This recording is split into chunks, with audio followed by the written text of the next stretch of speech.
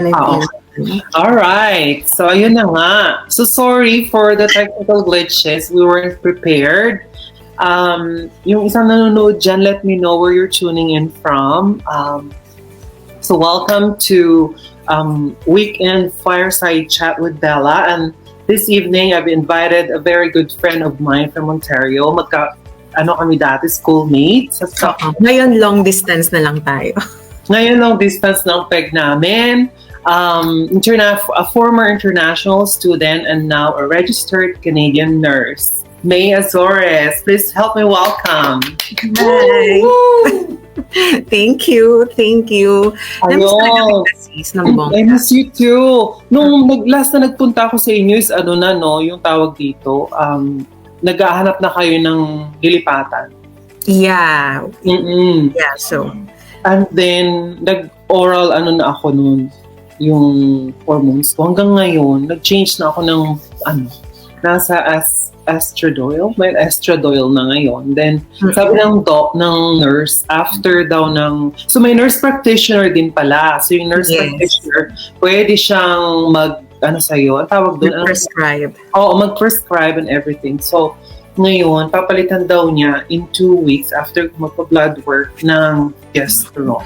So, hopefully, maging okay yung effect. By the way, syempre, hindi buhay kong pag-uusapan natin.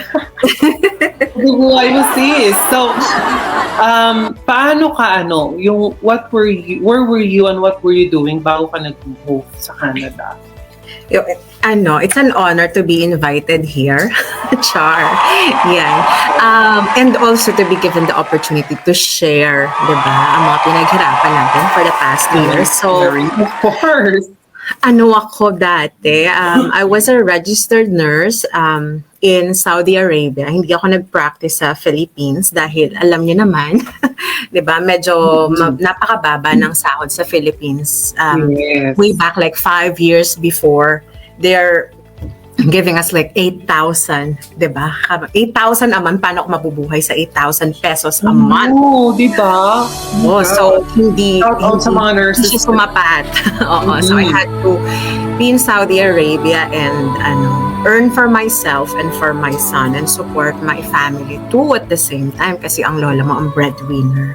So registered nurse ako sa emergency department sa isang tertiary hospital doon kung saan dinadala ang mga princess at mga royals ng Saudi. Oh, wow. So mga demanding sila for sure. Oo. Yan. At yung mga nanggaling ng Middle East, alam nila ang tungkol sa hadiya. So, with the salary and the hadiya, doon tayo earn. May din ba doon? May regulation? Kumbaga regulated siya? Kumbaga yes. At that time kasi, way back in 2015, dahil alam mo naman, hindi tayo pinagpala masyado, nanggaling kami sa mahirap na pamilya. So, as parang nag-start ka pa lang as a nurse, walang experience sa Philippines, anong bansa yung pinakamadali mong pasukan, puntahan, diba? In a short period of time with very limited resources. So, ang pinakamadali at that time was Saudi Arabia. Kasi, red ribbon mo lang yung lahat ng documents mo, i-prepare mo yung placement fee, and then, yun, mag-interview ka, pumasa ka, ipasa mo yung exam doon for registered nurse. Nurse specialist and nurse technician, dalawa yung exam doon, mamimili ka. Pero not much of a difference. Yun, registered nurse ka na. Yun, so, ano pangalot yung isa mong tanong, So, I was an RN back in Saudi Arabia. Para nasagot mo siya, oo. Para nasagot mo yung dalawa. Perfect. A+. So, my next question would be, why didn't you apply? Because considering your profession is a skilled profession here in Canada, so, and considering your experience as a nurse, you're a practicing nurse in Saudi Arabia, why did you not come here and apply as a permanent resident directly? Why? Wait, wala tayong qualification doon. Yeah. Wow. Yes. Kasi registered nurse ka sa Saudi Arabia. Even if sabihin mo, I was there for 4 years, roughly 4 years as a registered nurse in a special area, emergency room. Hindi mo siya agad-agad, hindi ka makaka-apply agad for NCLEX, hindi agad i-honor ng Canadian Board of ng regulatory body ng Canada, or either it's from Ontario, from British Columbia, yung qualifications mo. At that time din, medyo struggling kami sa time, so wala akong time mag-research ng mga pathways before, alin ang mas maganda, nomination, ano ba to? Yung sa express entry, ganyan. Medyo maraming kang ipe-prepare. And at that time, medyo nagmamadali na kaming escape sa Saudi Arabia. Alam mo naman nangyayari doon at that time. Saudization and all. So, the easiest and in a very short period na nagawa namin is to get a study permit for myself and an open work permit for my husband. Oo, sabay na kayo nun, no, pala? At first, muna siya, visitor's visa. Ang peg lang namin is ihahatid niya lang muna ako. Para gano'n. Ihatid lang muna yun. Na, no? I mean, kahit na diretso ng work permit ang a-applyan. Oo, pwede na at this time. But again, depende pa rin yun sa situation nyo. I mean, you have to consider ano ba yung finances mo, yung immigration status mo, kung saan ka bansang nandun, magulo ba yung buhay na ipepresent sa officer. Lahat yun you have to consider. Kaya walang general na pwedeng sabihin na, okay, this is the best one for you. Depende pa rin yun sa goals nyo and yung status nyo. Oo. So, ibig sabihin, visitor visa siya, so sumama siya sa'yo, and then dito na siya nag-apply, inland na siya na nag-apply na. Yes. Nagbumili kami nun na return ticket for him. Talaga? Tapos pina-refund na lang namin. Just to show na talagang babalik na refund? Yes. Okay. Masyadong sigurista yung lola mo, hindi ako nag-iiwan ng naman, di ba? Andito ko na lang siya in-apply ng open work permit. Matagal ba yung process or? At that time, around 3 months. 3 months din. But as long as you apply for the open work permit, implied na yung status mo, di ba? So naka-multiple entry siya noon ng visa? Oh yes, 5 years I think. Kasi 5 years lang din yung passport niya. So my next question is pero parang nasagot mo na siya. How did the plan to study in Canada all start? So kung nung time na hindi ka pwedeng mag-apply directly as PR dito, so bakit hindi ka nag-try ng ibang bansa? Bakit ka nag-student na lang sa Canada? Actually, yung about Canada, siguro mga 2016 pa lang siya, bago pa lang ako sa Saudi, 1 year pa lang ako sa Saudi, na-invite na ako ng isang agency na ginawa yung parang seminar nila or info session sa isang hotel. And then sabi ko, I don't have the finances. Sino ba naman akong pagkayaman-yaman to give, all those tuition fees, diba? Na hindi mo alam kung will you be successful or not. So I said, okay, it's for somebody else. Maybe it's not for me. Yeah. Oo. And then came along, dumating na yung love of my life. And we got we've started seeing each other in 2016. We got married in early 2018, and siya talaga yung merong dream to come to Canada. Parang his dream was way back 2011. From 2011, he tried express entry, blah blah blah, and then ended up pinaparahan lang pala siya nung lawyer, immigration lawyer na hire niya, pinapaasa lang siya ganyan kasi he's not into researching. He didn't research anything about the programs, so he's just relying on what the information was given to him. So akala niya ganun lang, okay, you do not qualify, blah blah blah, we will wait again until nag-update kami. Sabi namin, okay, we're getting married, and what's gonna be the process now? So sabi ng immigration lawyer is, since mas bata yung asawa mo, mas maganda kung maging student siya. And then, okay, let's pay for this process. So we paid everything around $2,000 just to look for the school. just to look for the school. No way. I was like, it's been like a month and they haven't, gotten into a school. And I was like researching online, and I said the process was just so easy. It's just like you apply for the, letter of acceptance, and you present all your documents. Once you have the letter of acceptance, you complete the documentation, you submit it for the visa. I said, what's happening? Yes. So nakaamoy ako ng something fishy. Sabi ko sa asawa ko, if within this month wala pa rin, hindi pa rin siya makahanap. Kahit school lang na pag-a-apply. Ako na yung mag-a-apply. School lang hanapin nila. Yes. Sabi ko, kalas, I will not wait. I will not come with you to Canada. Sabi ko na gano'n. Pag hindi mo, so wala nang nangyari. Sabi ko, if you will not terminate your contract with this immigration lawyer, I will not come with you to Canada. Oh, okay. Ganun. So, nangyari. Kasi hard-earned money naman yun. Niloloko lang naman siya. So, yun. So, we terminated the contract. I processed everything. I started taking IELTS para sure. Oo. Di ba may SDS at that time? Yes. Yung direct, SDS kayo? Hindi, regular lang. Oo. Pero nag-take pa rin ako ng IELTS beforehand. So, nag-IELTS ako ng April 2018. Nag-submit ako ng, I think May pala. Tapos, na-okay yung requirements ko. Nag-lodge ako ng June 2018. Na-approve siya the next month, July. Wow. Ako lang yon, a single applicant lang.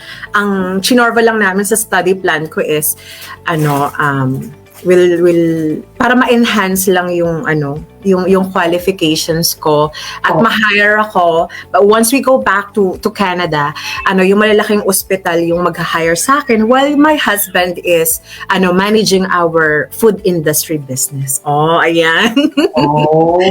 Yan nilagay mo sa purpose. So pinaniwalaan naman kami ng visa officer. Yun naman ang intention, di ba? Nice. Parang ang dami kong natutunan na hindi ko pa narinig sa'yo before. So, paano when you got to Canada, you were studying and you were probably juggling work and school at the same time. So, paano yung paghahanap pala ng work? Was it easy? Ano yung work? As soon as we landed, ng December, nung December 2017. Sorry, nalilito na ako sa date. So, December 2018, nandito na kami. Oo. Nagsisearch na ako. Parang pareho tayo, December 2018 din ako. Yeah, I think so. Kasi January 2019 yung... Oo, doon nga nag-share ka ng stories. Oo. So, nagsisearch na ako, ganyan. Pero syempre, hindi ka pa rin pwedeng mag-apply, di ba? Not until your class starts. Oo. So, search lang ako, ganyan. By January, na nag-start na yung school, syempre parang it's all like overwhelming bago yung system online. And for someone na, ang tagal-tagal na from 2011 ako graduate ng university sa Pilipinas. So, parang bago na naman, mag-aaral ka na naman as a student na manghingi ka ng allowance sa asawa mo. Papasok ka. So I needed a little bit of time to adjust. Tapos hanap-hanap ka pa ng bus stop, no? Naiwan ka pa ng bus, mga ganyang eksena. Oh my God! Oo, marami akong stories. Pero very good naman sa London kasi every 5, parang kaya mong lakarin kapag, di ba, malalapit yung distansya kapag nalampasan mo yung bus stop. Totoo. Anyway, but it feels like it was forever without job for like parang a month. From the time na nag-job, na nag-start ka. A month, like January, I didn't have job. Kasi adjustment period siguro yun, yung finding your feet around. But it felt like forever. And I was reading, mga sa forums, ganyan. Oo. Sabi nila, they had to submit like 50 CVs in a day. Sabi, okay, submit lang pala. Submit ng lola mo. You really had to work hard, no? So, February, the next month, nagkaroon na tayo ng trabaho at nag-part-time ako sa 2 employer. As Yung una is as a caregiver PSW sa Nurse Next Door. Tapos yung isa naman is as observational care provider. Tagabantay ka lang ng mga mental, or mga psych patients. Kung ka lang doon for the entire 12 hours, wala kang gagawin. Babantayan mo lang sila just to make sure that they won't harm themselves. Oh, so ang experience mo talaga from the start dito sa Canada is health related na or related sa Oo, profession? as much as possible, I try na to Oo. make it like health related. Oo, pero talaga, back to zero, no? Mm-mm. So, yung work mo na yan ba may nahanap kailangan ba? Kahit hindi ka registered nurse pa dito, no, pwedeng? Paano ba yun? Well, it helped. Yung background ko as a nurse back home, nakatulong siya para kasi wala na silang tanong, you were a nurse in the Philippines. Of course, for formality, kailangan mong sagutin yung mga yung mga yung mga tanong nila sa interview. Pero once they saw your qualification, graduate of Bachelor's of Nursing, ganyan. Ayan na, the same day you get your job offer. Oh, okay. Bongga. Ang tawag dito. So, yung mga nurses pala na, halimbawa yung mga nandito na, pwede kayong mag-apply, di ba, na So, yes. work na related sa profession nyo from the start para at least, build up nyo na yung career, nyo, ang tawag doon, yung career growth nyo, start na kayo mag-build ng career. And most importantly, yung network. Networking, very important talaga. You'll find I met a lot of people, na possibly pwedeng makatulong sa'yo. Oo, yung makatulong sa'yo sa paghanap ng work, di ba? Yung magre-recommend. Kasi gaya ng sinabi ko, yung 80% ng mga job postings ay refer. 80% of the jobs, di ba, hindi pinopost online. So 20% lang yung pinopost publicly. So meaning 80% ng mga trabaho is usually internal. Recommendations. Oo. Di ba? So importante mag-network. Yeah, that's very true. Oo. So while studying in Canada, ano yung nagustuhan mo? What did you love about studying in Canada? Same as what I've written on my study permit, as my study plan. Kasi diba, you have to convince the visa officer na bakit Canada ang pinili mo.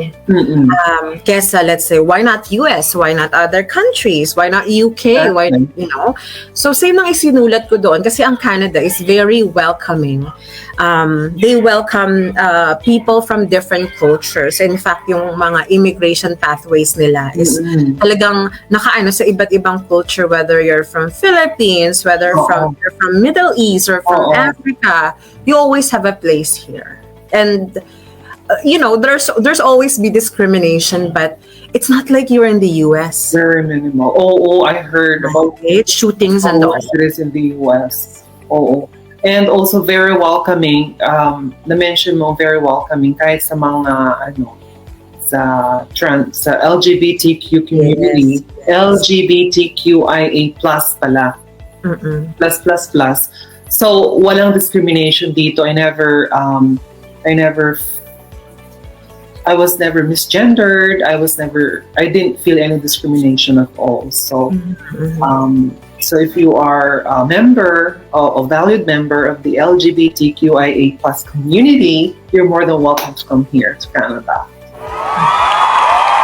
And so that was something you love about studying in Canada. So what was the most challenging part of applying for a student permit sa inyo? Medyo mahaba-haba to, sis. Kasi at that time kasi, July 2018, right after na, or I think just before, or right after na malodge ko yung application ko ng June, sumabog na yung balita na nagkaroon ng awa yung Canada and Saudi Arabia. Oh my gosh. Oo, na pinull out ng, alam mo naman ng Saudi Arabia. Pinull out ng King ang lahat ng medical students nila. Kasi di ba yung lahat ng medical students, lahat yon naka-ano by scholarship from the king yata. Oo. Pinul nila yung lahat ng medical students and they put them to the US. So sabi ko, so ano nang mangyayari sa di lahat yun study permit, 'di ba? Oo. So, paano may issue na ang study permit ngayon going to to Canada. Oo. Bakit ako nag-worry ng ganon? Kasi 'di ba, para sa mga OFW, lalo na sa mga OFW from Middle East, I think did you lodge your application in Manila office? 'Di ba it was your advice to you before? Oo, Apply your study permit through Manila office, hindi sa Dubai. Ako kasi, sabi ko, bakit kailangan pa ako umuwi ng Pilipinas? Magdodoble-doble yung gastos ko. Sabi ko, let me try. Although marami na akong refusals na nakita, I applied my study permit in Riyadh visa office. Doon ako nag-apply. And then at that time, bakit hindi Riyadh visa office ka nag kasi ewan ko din sa ko. So, okay, let's just do it in Riyadh. Kasi online naman. Oo. So, nagkaroon ng na gano'n. So, ngayon, parang baka i-freeze nila yung lahat ng processing ng study permit sa Riyadh visa office. So, yung kaba ko... Yung country of residence where you're applying from. Yes. Oo, doon ako nag-apply. So, yung kaba ko nun... Kasi marami refusals dati, di ba? Very true. Yung kaba ko nun, sobra-sobra. Kaya nung lumabas yung pero I made sure naman na kompleto yung lahat ng requirements. Sobra-sobra pa nga. Let's say, may kailangan, may hinihingi sila, let's say, exit visa, ganyan. Nandun lahat, may explanation pa. So kompleto ka lahat. Kompleto naman. So, nung nakita talaga namin yung result, sabi ko sa asawa ko, kunyari, galit-galit kami, ganyan. Sabi ko, see me here sa Cafe Bean. Sa cafe kami nagkita, ganyan. Kunyari, galit pa ako sa kanya, tampo-tampuhan ng peg. Tapos, kunyari, sumusuyo-suyo siya, ganyan. Tapos, pinakita ko, what's yung sa phone? Sinong nag-chat sa'yo? Ganyan-ganyan. Tapos, pinakita ko sa kanya yung approval. Siya yung may access, hindi mo na-access. Hindi na-access ko, pero kunyari, ang keme ko lang is, meron akong nakitang babae na nag-chat sa kanya, ganyan. Pero sabi niya, what? Kasi wala naman siyang chat na kung sino man, di ba? Pero sabi niya, where is it? Tapos nung pinakita ko sa kanya, that's the approval. Alam mo yung yung lukso niya. Yung reaction niya. Yung lukso niya sa cafe. Oh my goodness. As in, tapos nag-road trip kami around... Nag-road trip kami around Riyadh, tapos sigaw kami ng sigaw ng maghahating kami, nakakaloka. Paano pala yung long trip doon? Mahaba ba? Pagka mag-round? Hindi, malaki yung city ng Riyadh. Pero doon lang sa nagpaikot-ikot lang kami, tapos malakas yung music just to celebrate. Kasi ang dami mong kailangang i-prepare, no? Na Gusto ko ganyan ka. Scan mo, kompletuhin mo yung documents, scan mo, or ipa-translate mo, di ba? Tapos i-compile mo, i-merge mo lahat, tapos i-reduce mo pa, ganyan. Ang dami ko natutunan actually, paano mag-merge ng file, paano mag-ganito. Very true. Di ba? Kasi you went through the experience. So, alam mo yung proseso, di ba? Natutunan mo yung mga bagay-bagay in every step. Natuto tayo maging self-sufficient. Correct. And self-sustaining. Charot. Ano daw ba yun? So, thank you sis for that. So, meron ka bang study plan na sinunod? Like, what I'm trying to say is, so, okay, na-approve yung visa mo. May plan ka na ba after graduation? Did you create like sort of a roadmap to permanent residence from... Roughly, I would say it's not strict as, you planned it, pero I think nasunod naman siya kasi nung nag-research ako at that time, sabi nila, okay, so you get as much as Canadian nursing education para at the same, you're hitting two stones at the same time. Two birds with one stone. Yan, ganyan. Nakalimutan ko na yun. Anyway, so, yung unang stone? Yung unang stone is you study a Canadian nursing education. So, na-met ko naman yon. Ang pangalawa is, ito bang education na to is magbibigay sa'yo ng PGWP. Diba? So, yon, that's the second stone. And then the third is, can you use this to leverage para magamit mo siya for your nursing career? So lahat naman yun na nangyayari. So kailangan mo talagang iplano. You really have to plan it. Kasi what happened was, naubusan ako ng seat sa Conestoga. My first choice of school is Conestoga. Kasi nandun talaga yung nursing-related na program.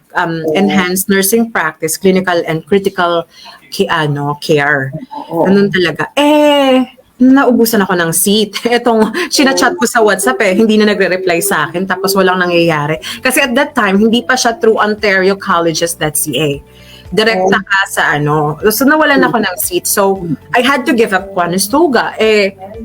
Nakapag-IELTS na ako and we're planning to resign at that at the end of that year. Yes. Sabi ko, ano yung mabilis na pwede kong kunin? Tapos yung asawa ko naman. So I was researching for other nursing programs sa ibang colleges. Algonquin, I hear so much about Algonquin, pero sa Ottawa siya. Ottawa nga ba? I think so. Yung asawa ko naman is parang nagda-doubt siya na pumunta sa isang city na wala kaming kakilala. So ang may kakilala siya sa London, which is Lapancia College.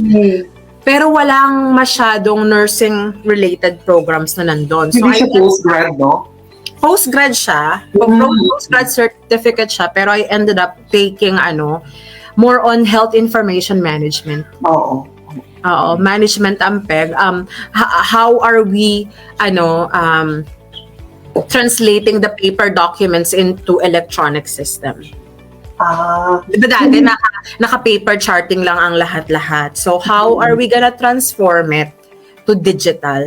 Yun yung pinag-aralan ko, which is very unrelated sa nursing. Although I learned so much. More on IT. Oo, nasa nasa School of IT ako na. Pero I learned so much about Canadian healthcare system, yung mga funding nila, coding and everything, yun.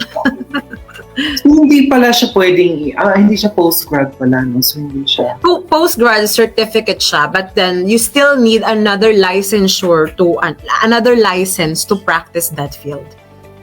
Gano'n. So, iba talaga, ibang direksyon. Iba talaga siya, hindi siya towards nursing. Alam mo na yan before, bago ka, Yes, alam ko na siya before. But then, we are so, sobrang limited yung time namin, nakapag-resign na ako. So, I said, okay, I'll just take it up. So that's 16,000. Okay. So, meron pa tayong dalawang tanong before we proceed to the presentation. If you travel back in time, what could you have done better? Parang nasagot mo na rin siya. If I travel back, siguro I should have researched more, no? Oo. Alam mo yun, kahit nasabihin mo na, okay, everyone is going, I should also go, no? And I heard a lot of, nursing graduates galing sa Pilipinas, pagdating sa Canada, is they're taking up program for PSWs. Oh my gosh. Which is a downgrade, no? Kasi nurse ka na. You can readily get offers for as a PSW caregiver here. So why still study it? Although I see a lot of my friends na kumuha ng PSW programs and now permanent resident na sila, 'di ba? So choice naman nila 'yon, but then it didn't do anything to add up for their nursing career. They stayed as PSW. So if you are spending thousands of dollars Mm-mm. Better yet, use it for something na maybe look for a university na pwede kang mag-masters pero sobrang mahal siya. Makukuha mo lang yun sa Memorial University sa Prince Edward Island. Yun lang yung nakita ko sobrang mura. But then there are other postgraduate certificates for nurses na I should have taken. Instead of going to Fansha. Pero kung hindi ko naman kinuha yung Fansha, how would I meet you, diba? I know! Diba? Things happen for a reason, diba? Wala tayong ngayon. Wala sana tayong live ngayon. Very true. Had you not pursued your Fansha, Yes, and I've met a lot of people there. Later on, became my network and, helped me. Mm-hmm. And you got your first job there as, as PSW, an observational care provider. So, London is quite big naman, no? May 500,000 population. So, and then, parang nasagot mo na rin to. If you were to, siguro, to give a message to nurses, internationally educated nurses, especially like the Philippines and in other countries, Vietnam or wherever, for our overseas Filipino workers working as a nurse in different parts of the world, ano yung may advice mo sa kanila? First is to really, if you are planning to go to Canada, first is really know your goal. Yun dapat, know your goal. Do you want to be here and just start your life here, or do you want to be here and become a registered nurse? Para yung kung ano man yung steps na gagawin mo is geared towards achieving your ultimate goal. Kasi pwede ka naman pumunta dito and start your life, but then maybe your way is like this, diba? Ikulikuma ka rin.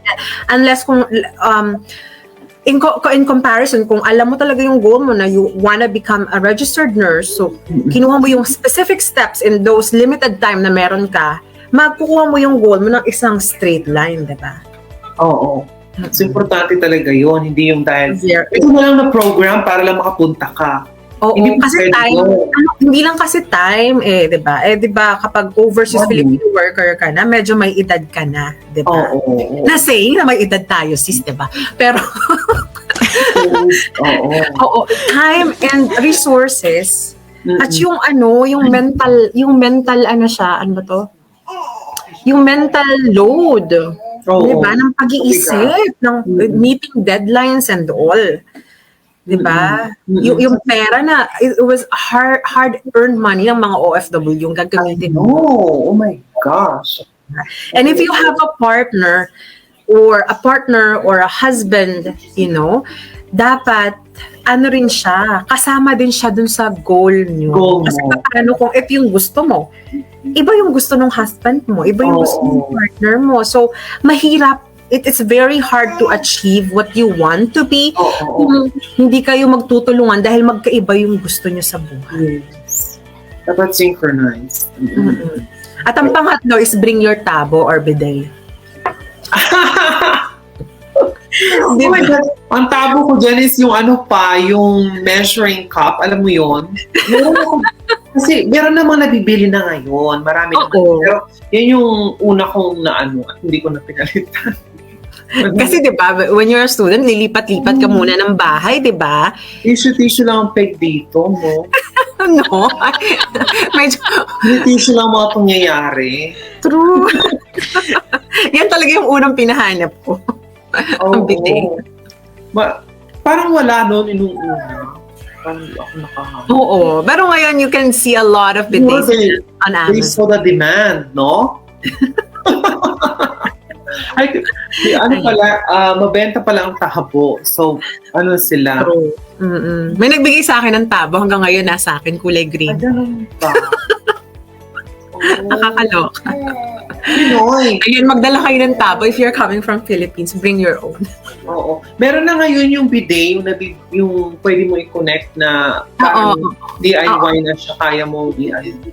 Yes, you can get a lot of that, bidets on Amazon. Oo. especially sa Saudi, meron silang separate. Sa amin sa Dubai, may separate sa pag-uhugas and then meron dun sa bowl. Dalawa. So, But then how would you do it, right? Oo. Oo nga pala, no? You do it. Pero nag-spray din yun yung isa, yung hugas. I know, it's still. Pero may bidet sila. Wala ba sa Saudi? Meron. Kasi malinis. Oo. Yeah. We're used to using bidets in Saudi. Kaya pagdating namin dito, nasa ng bidet? Diba? Wala. Parang Europe, no? If you've been to Europe, wala din ganun. Wala din sila. Kaya nung nag-pandemic, maloloko kami. Bakit ang daming nag-aaway-away sa TP, diba? Sa tissue paper. Tama. Well, anyways, thank you, sis, for bearing with me sa mga tanong ko. So, let's move on to the meat of our live today, which is the steps that you're going to follow, the procedure on how to become a registered nurse in Canada. If you are, an international nurse with or without experience, with or without exam, if you are registered or not. Yes. Okay. Yes. So here we prepare some slides for you guys. So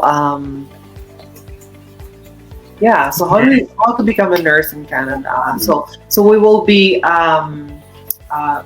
talking about the steps on how you can be an RN in Canada, and also we will be answering some frequently asked questions. And at the end of our presentation, we will be having a live Q&A. So stay tuned. Mga asa ng mga viewers. Okay, sis. So nasa yung control. Okay. Laban. Just let me know if I'm going so fast. Yeah, of course. Yeah. I love the pictures. I love it. Diba? Yeah, you're really, really smart to get that picture. Buti kayo nakapag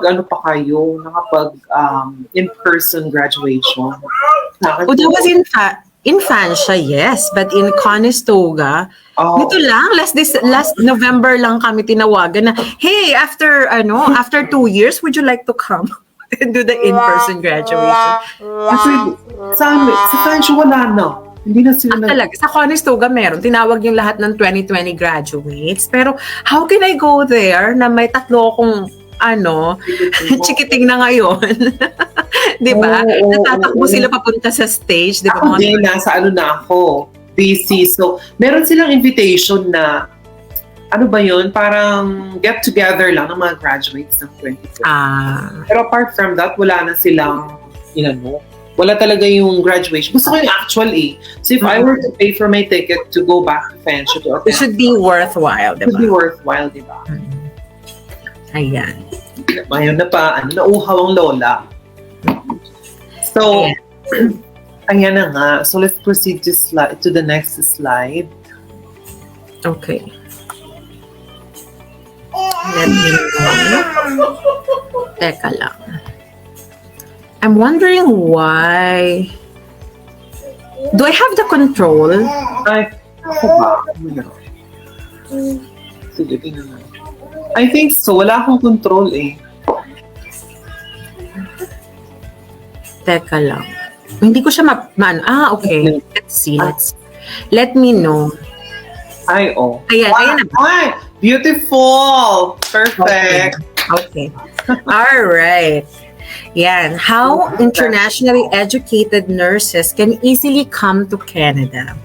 Whether you have the experience, whether you don't have experience, whether you took the licensure exam in Philippines or NCLEX, or even if you don't have, you haven't taken any registration exam. So we'll explain it here. 2 things you need. Ayan, pen and paper. Yes, take down notes sa mga nurses. Shout out to sister ko si Marites. Modelo, dapat mag-apply na siya. She's working as a nurse sa hospital, sa government hospital. Pero, she's very hesitant. So, I hope ma-inspire mo siya, sis. I hope so too. Now is the time. Now is the time. Yes. Now or never. Yes, sumasabog na ang inbox ng lola mo sa LinkedIn sa dami ng Oh my nag-highlight. God. Yes. Okay. What does a nurse do? So, dito sa sa Canada, kung sa Pilipinas we only have RNs. Kasi meron lang tayong Bachelors of Science of in nursing. Pero dito sa Canada, meron tayong RN, registered nurse, na graduate ng BSc Nursing. At meron din namang LPN and RPN. Ang RPN is Registered Practical Nurse. Ang LPN is Licensed Practical Nurse. Magkaparehas lang sila.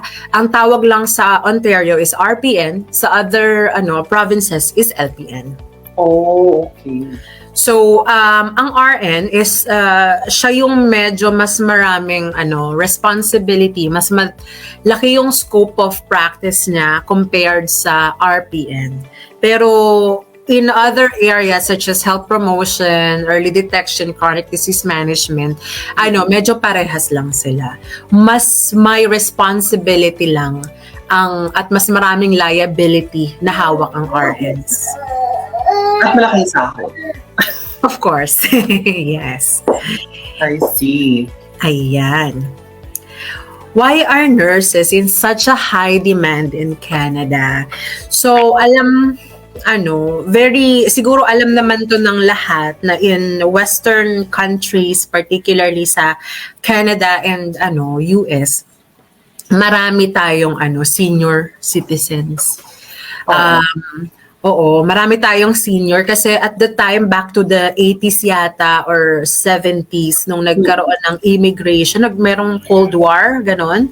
Maraming nag-immigrate from the Europe. So, yung karamihan ng mga yung mga taong nag-immigrate at that time, ngayon, na sila, matatanda na sila. And they are relying kasi ang Canadian healthcare system is public. Unlike sa US, privatized siya. Sa Canada kasi naka-rely ang lahat sa government. So, ayan. Kasi US mahal ang tsaka ang healthcare ng US. Maganda rin ang healthcare doon. Nga lang. Shoulder siya ng family. Or kung may third party insurance ka, kung may benefits ka, 'di ba? Pero kung wala, mas better pa rin na nandito ka sa Canada kasi if you lose your job in the US, sakali ka talaga pupulutin. Pero dito sa Canada, if you lose your job, the government will come and support you. They will come to the rescue. Pagtanda natin, diba? Ayan, may maaasahan ka. So, dahil napakarami ng mga senior citizen dito, sila din yung, mga gumagamit ng healthcare, ng karamihan ng resources ng healthcare sa nursing home, long-term care, ganyan.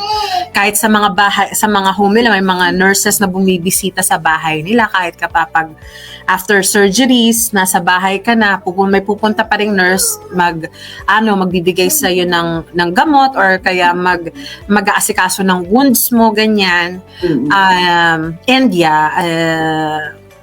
Kulang kahit meron silang mga students, Canadian students na kumukuha ng BS nursing.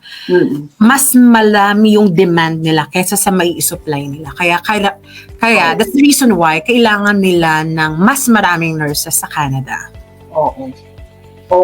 Plus dami ding the population of Canada is growing fast, parang gano'n.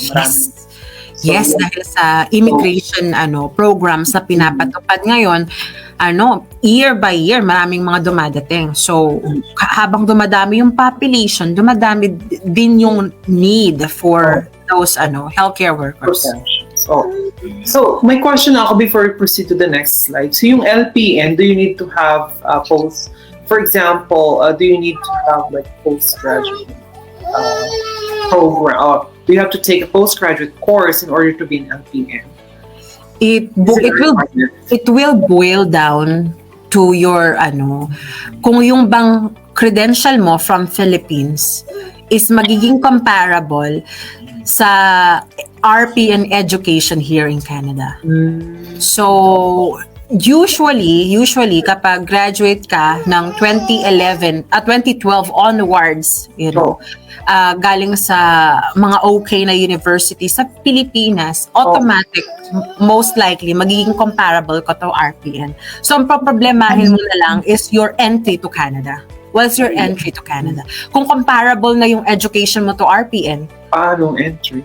Ano ng entry mo? Will you come here as what? As caregiver? So, mag-caregiver ka muna bago ka maging RPN?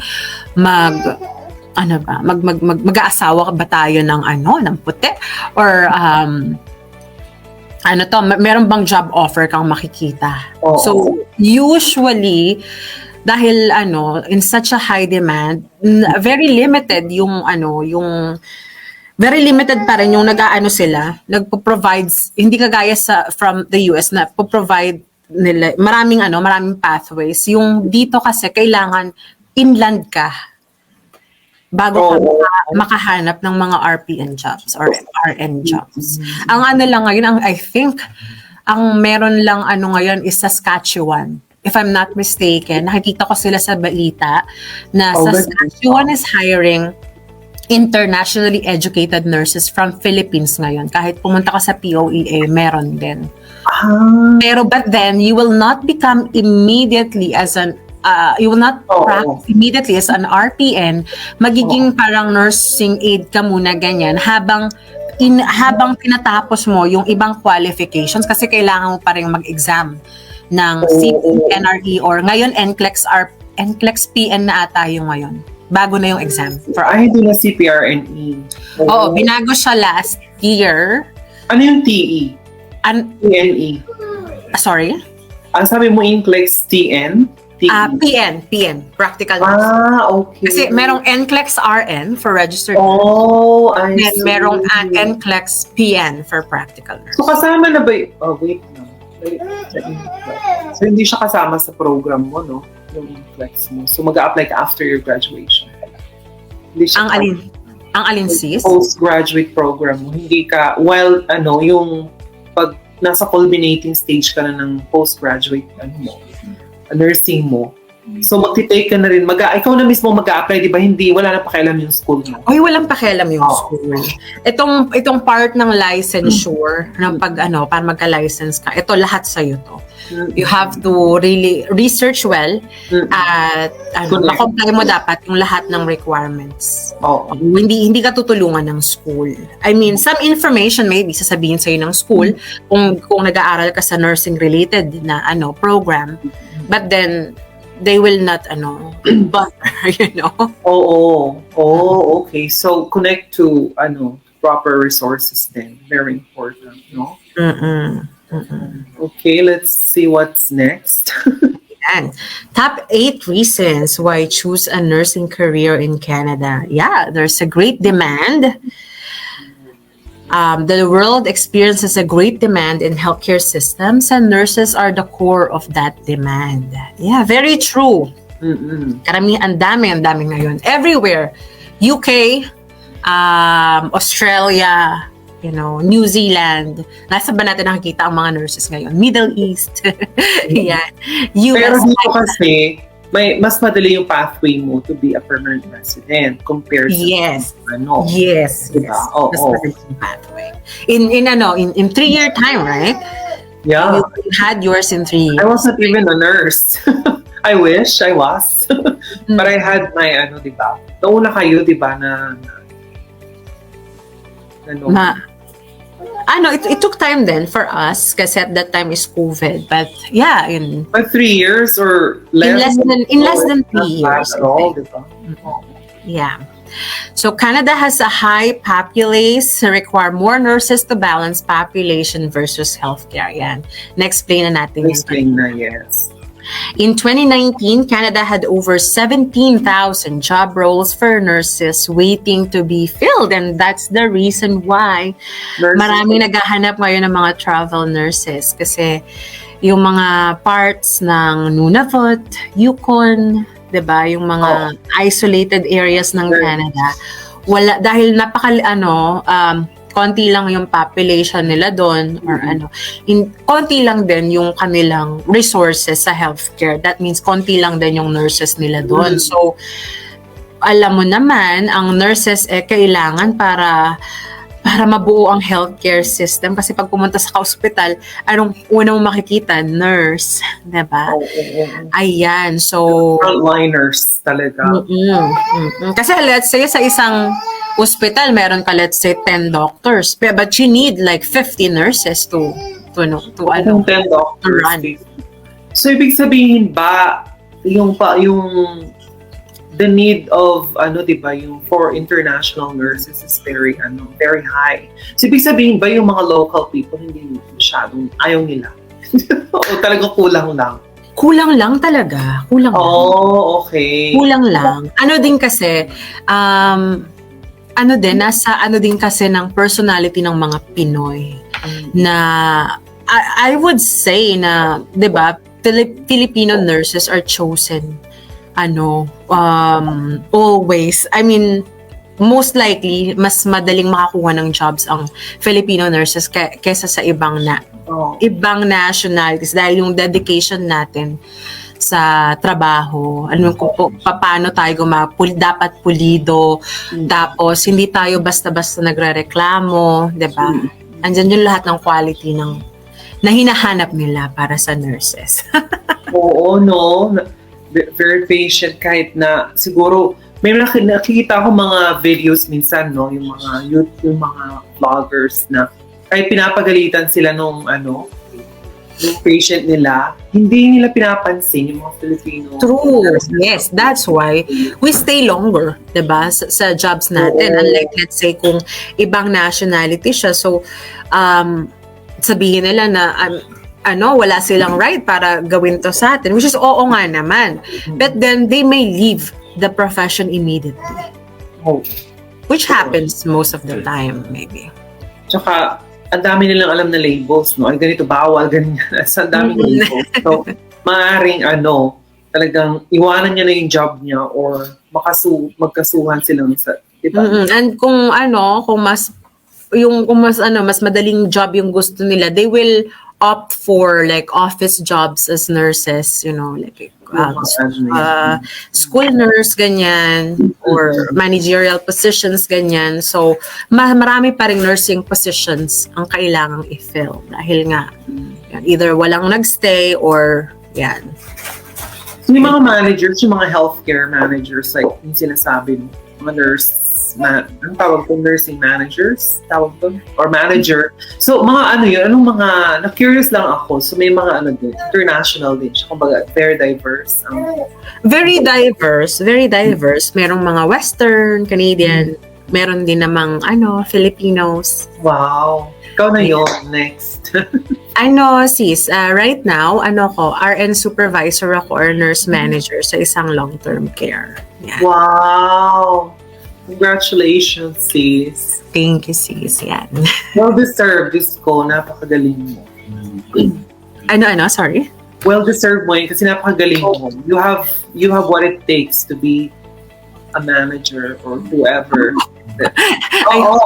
Thank you. I hope, diba? You're a very substantial woman. Mas maging better pa tayo in the next, years to come. Oo naman. Yes. Ayan. Estimated demand to double up in the next decade. Yes, kasi nga yung mga immigrants na kararating in the next years to come, tatanda na rin sila, diba?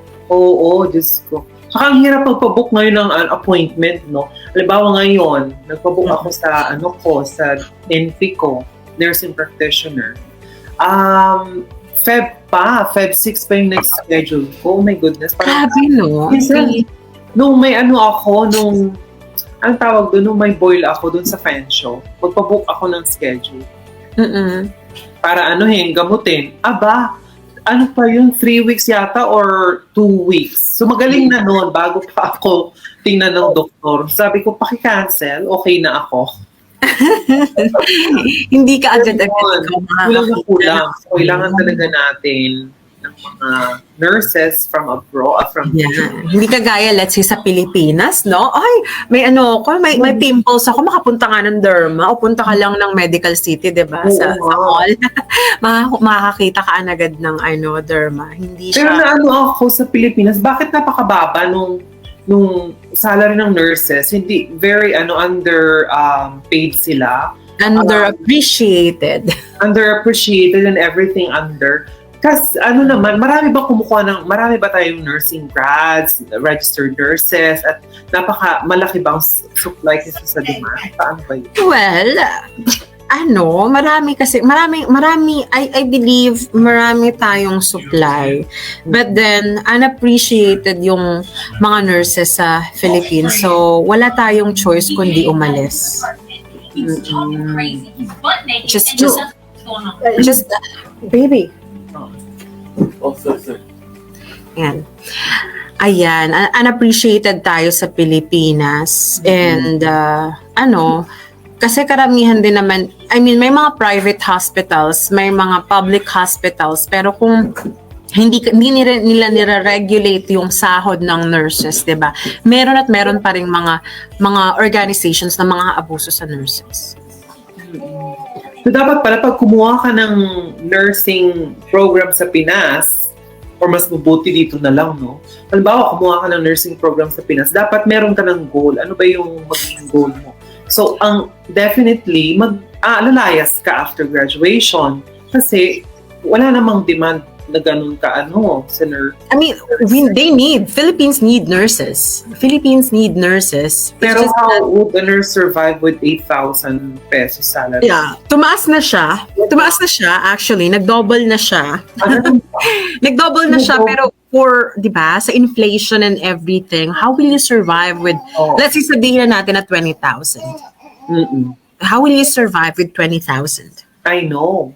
Especially magmamalengke ka lang ngayon sa Pilipinas, ang isang sibuyas, ganyan, 2 patatas, mag-afritada ka lang or kaldereta, 500 pesos na. Nagutom ako. Sabi nila sibuyas daw, sabi ng mga tita ko, kung magpapadala ako, sibuyas daw. Ganun nangyari sa sibuyas. Ganun ba? Ganun nakamahal talaga sa Pinas? Sobra daw, sobra. Oh my God. I haven't been home for 4 years na ngayon. So, me too. We haven't gone home. Kayo din pala, no? God. Are you planning? We're planning, hopefully. Ayan. Okay. Let's see what's up. Okay. So, another one is job security kasi ang professional nursing is very well respected dito. Unlike, let's say, if you're in the Middle East, they'll say like, mamarida, like they will treat you like shagala, di ba? Tayo nang nakakaalam na sis what shagala means. I don't know. Okay, so sa ibang countries kasi, let's say Middle East, not all countries of Middle East, itinitreat nila as parang katulong. Shagala means. I see. Unlike, let's say, dito, may say ang nurses. I know. Kahit anong ng doctor. You can question what the doctor orders. So sa Middle East kasi, yung parang sa tingin nila sa mga Filipino, di ba? Yung parang may ganon. So kahit nurse ka doon, ganon pa rin yung nila, tingin nila sa iba. No? Mababa pa rin. Although not all. I do not, hindi tayo pwedeng mag-generalize, mag-stereotype. Yeah. Pero, I've been there, I was there for 4 years. You have to learn your way para hindi ka sigaw-sigawan at utos-utosan. So nasa sayo din pala, no? Pero dito, you don't have to do anything. Here, you're, very well respected. They will treat you like a professional and they will listen to what you have to say. Talaga? Wow. Ayan. Ayan. Given the trajectory demand, nurses can expect to always maintain their employment status, and today is the great time to acquire a degree in nursing or pursue a nursing career with your educational with your international education and nursing practice. As we have said before, don't wait. Now is the time. Kasi di ba natandaan mo, before nagkaroon ng recession and everything, I think mga 2010 to 2015 yung recession sa US. Tapos ngayon, although may inflation, pero kailangan pa rin nila ng nurses. Here in Canada. Yeah. And Canada has a refined and superior healthcare system, and nursing is always associated with varied roles.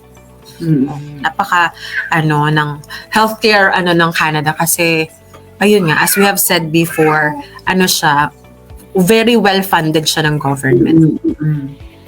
Well-respected work, yes, and nurses are deemed highly for the efforts they put in and are compensated with utmost care and consideration. Speaking of compensation, so meron tayo, yung mga wages later.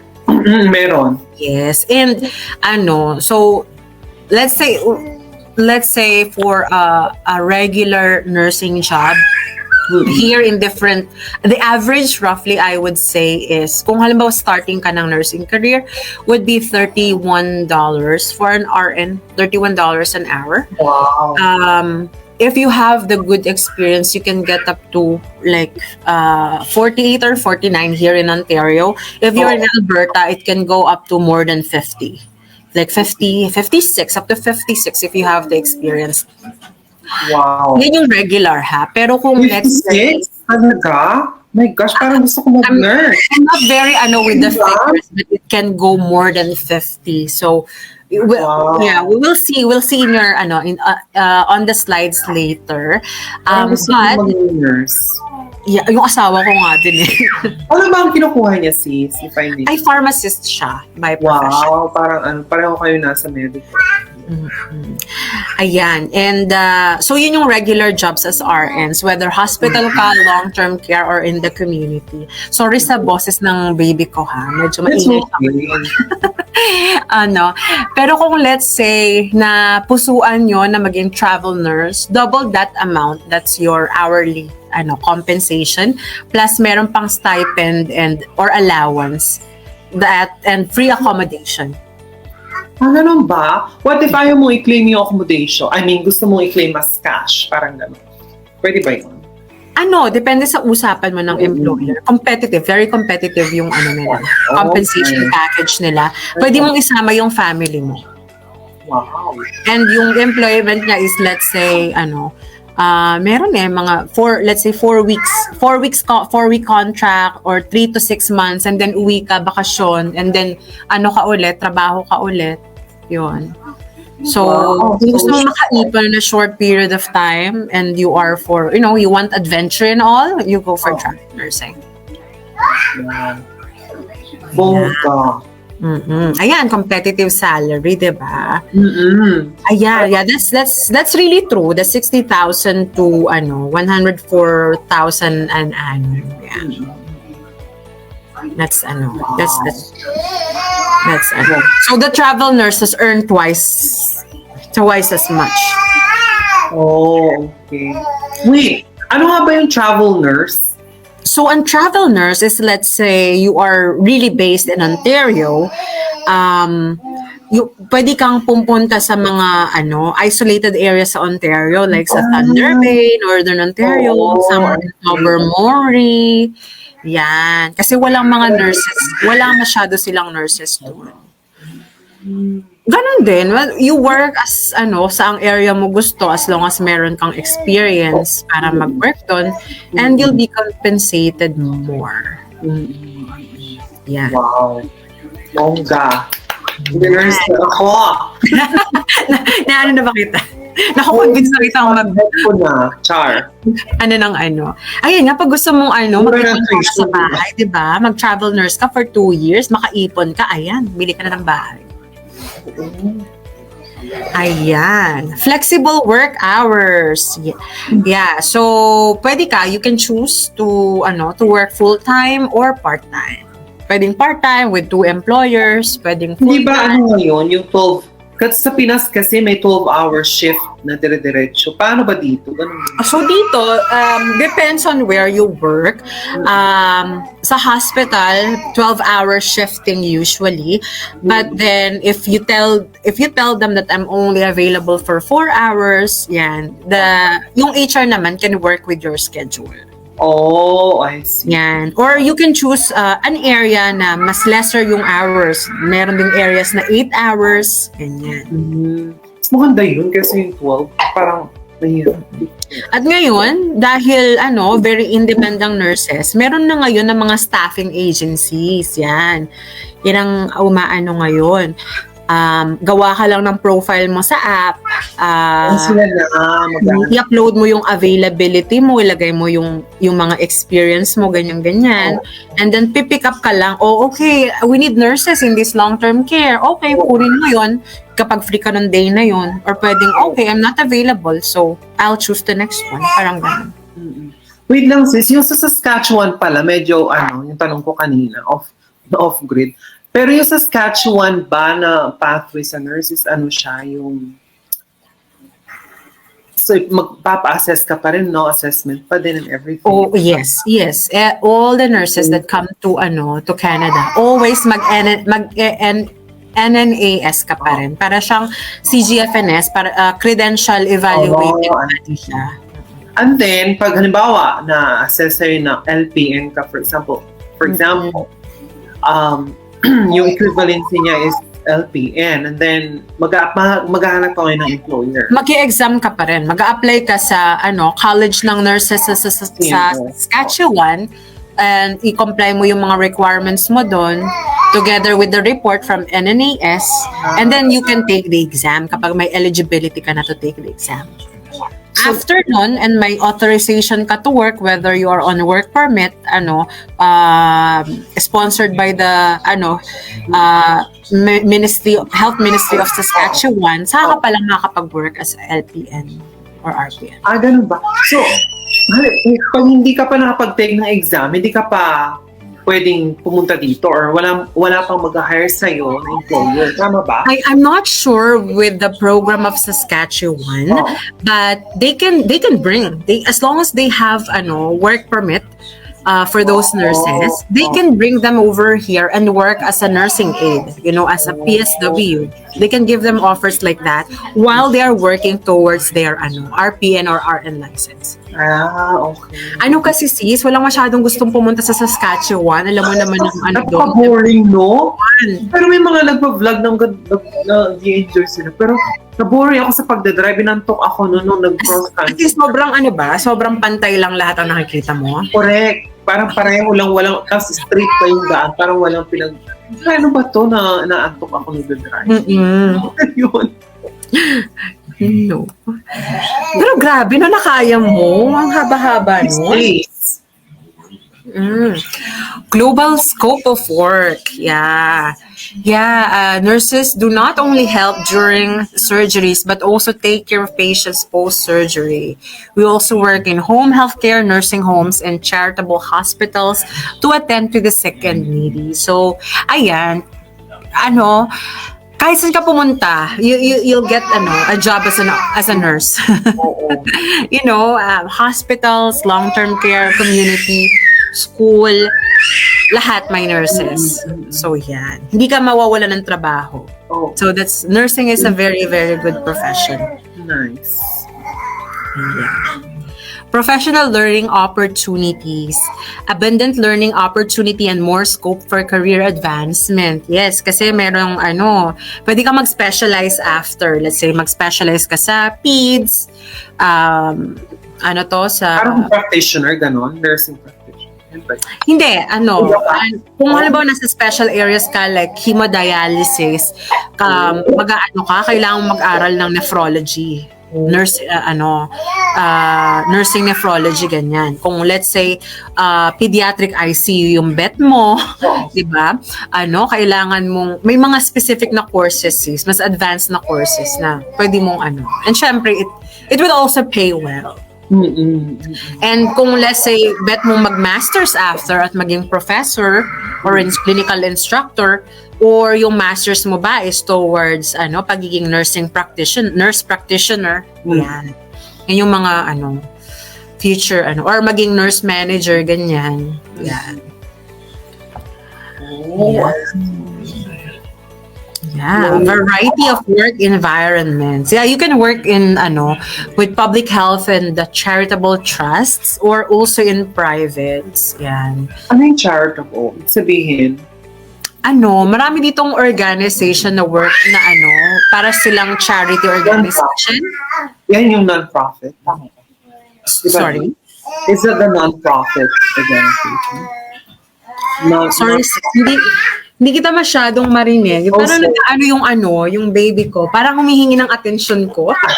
Ganun ba? Pero naglalaro lang siya. Wait. Oo. Hello, asan ang ating mga viewers? So, meron tayong Q&A mamaya. Sorry na. Hi! Sorry na. Medyo nakita ko. Hindi ko masyadong makita. Itaas mo, sis. Hi! Ayan, gising pa siya. Anong name? Sorry. Selena. Selena. Hi, Selena. Ang ganda ng pangalan.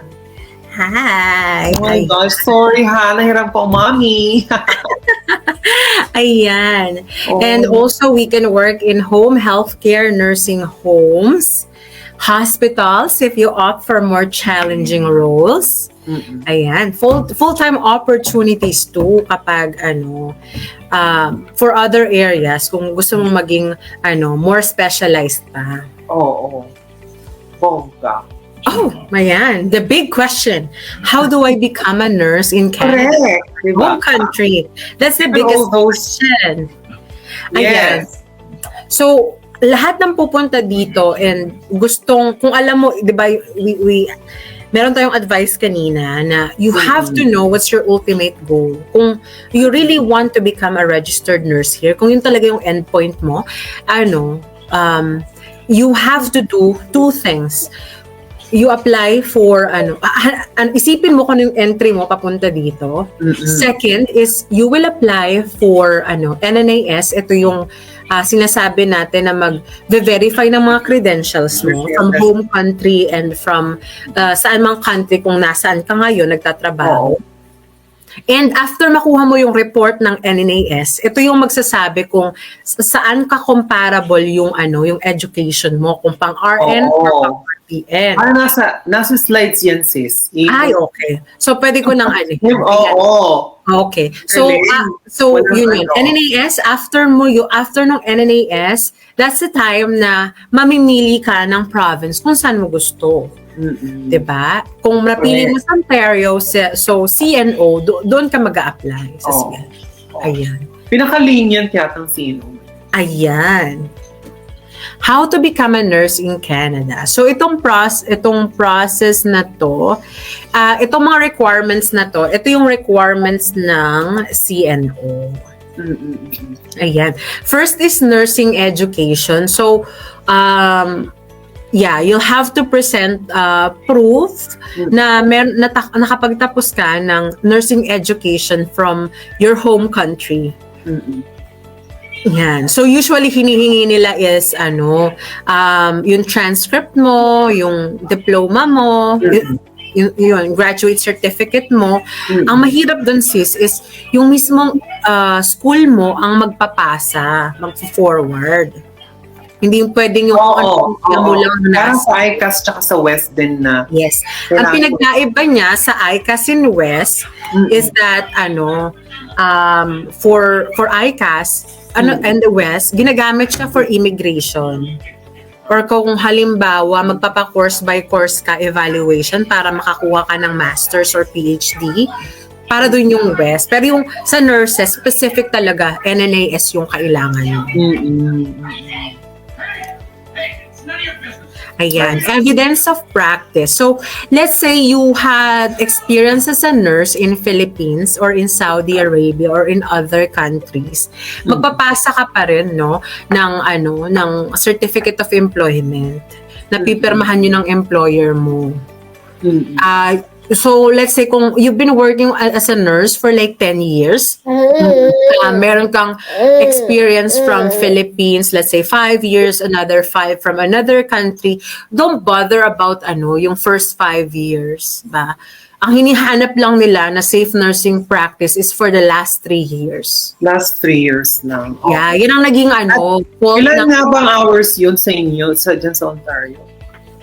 At least meron kang 450. 450 hours. Doon sa busy kasi mas mas marami. Yes, that's why sinasabi namin always na pero may step na rin sila. So, ang pinaka-lenient is College of Nurses of Ontario. Mm-hmm. Ayan. Pero kung wala ka namang evidence sa practice, okay lang din 'yun. Mm-hmm. You can still get your RN license kasi dito sa sa Ontario, meron na silang bagong program to meet that requirement. Oo. Basta nandito ka. Correct. Yes. Ayan, registration exam. So kung pumasa ka as ng LLE or ng licensure exam sa Pilipinas and sa ibang country, let's say ano bang tawag dito? Nag-exam ka sa Saudi ng Prometrics and then nag-haad ka for Dubai or for UAE, ayan, ipapasa mo din siya. Pero kung wala naman, okay lang din. You can still meet your you can still be an RN. Oo. Challenge mo lang ang NCLEX. Yeah. Oh, yun. Yeah. Jurisprudence examination. Madali lang yan. Lang yan. Oo. Parang ilang ba yung questions? Nakalimutan ko na kung ilang questions ha. 150 yata. 150 questions. But yan. Available yan yata sabi. 150 yata. Oo nga. 150. Available yan online. It's an open book exam.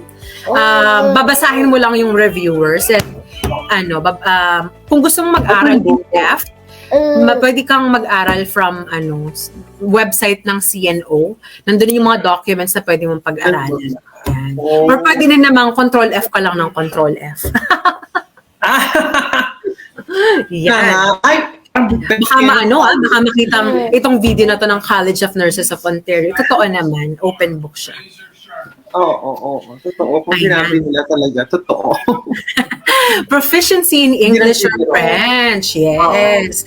So if you want to work in French-speaking places like Quebec, yes, you need French there. And also in Ottawa. Yan. Pero dahil in demand sila ng nurses, yan. Kailangan mo lang i-demonstrate na meron kang proficiency in English. Dati, you have to submit IELTS, academic. Pero since binago na nila yung requirement na yan, mas pinadali nila. Let's say you've studied here in Canada for like a year or so, or you work with a healthcare employer within a year or so, or 2 years if I'm not mistaken, at makapag-provide ka ng proof or letter from the meeting those requirements. Yung lahat ng forms po nasa website ng College of Nurses of Ontario. Then you don't have to take the IELTS. Yeah. Citizenship, so you have to submit the proof na either Filipino citizen, usually ang submit mo dito is kung halimbawa PR ka na, so yung PR card, kung let's say you are here as a student, so you have to submit your study permit, or kung naka-PGWP ka, then yung PGWP mo. Oh, okay. May isa tayong viewers, so let me know kung saan ka, nasa Pinas ka ba or somewhere else. Let us know. At pag may tanong later, so sa end ng presentation, Q&A. Yes, we're very much willing to answer. Ayan. What's the average salary of a registered nurse? Yes. Oh my gosh, very attractive. Average average. Average lang yan. Starting, no? Yes. Yeah, you're right. So, Alberta is the, one of the highest paying. Pero, Northwest, diba? Yukon is 450. Oh my goodness, North. Northwest is 50 na sa medium. Mm-mm. Wow. Yukon CC, 49. 52, pero manlalamig ka muna. Ay, oo. 60. Malalamig muna yung mga kilay mo. 60 sa Northwest. So, doon na lang yung mga ano. Oh my gosh, ang laki. Parang kailangan. Ayan anong navot. Wala yata ang nurse doon. Walang gusto magpunta doon. Yan yung salary mo if you are based there. But if you're a travel nurse, More. let's say, yes. Oh. You get double of that. Wow. Ayan. Gosh. So, tingnan na. Ang Ontario, I'd say, mababa yung 26. Mababa yung 26. Ngayon, na siya? Ang starting na ng Ontario, most is 31. Oh, so hindi updated yung job bank. Baka ano pa yan? Kasi sis, depende. Kasi may mga trabaho dito na unionized. Oo. Meron din naman na with private employers. So, kung with private employers, yun siguro medyo mababa or depende sa compensation benefits nila. Pero kung let's say unionized ang mo, pare-parehas yan. Start ka ng 31. Kung wala kang experience, you start at 31. Kung meron kang experience from back home, then kada years of experience mo, ika-count nila yun.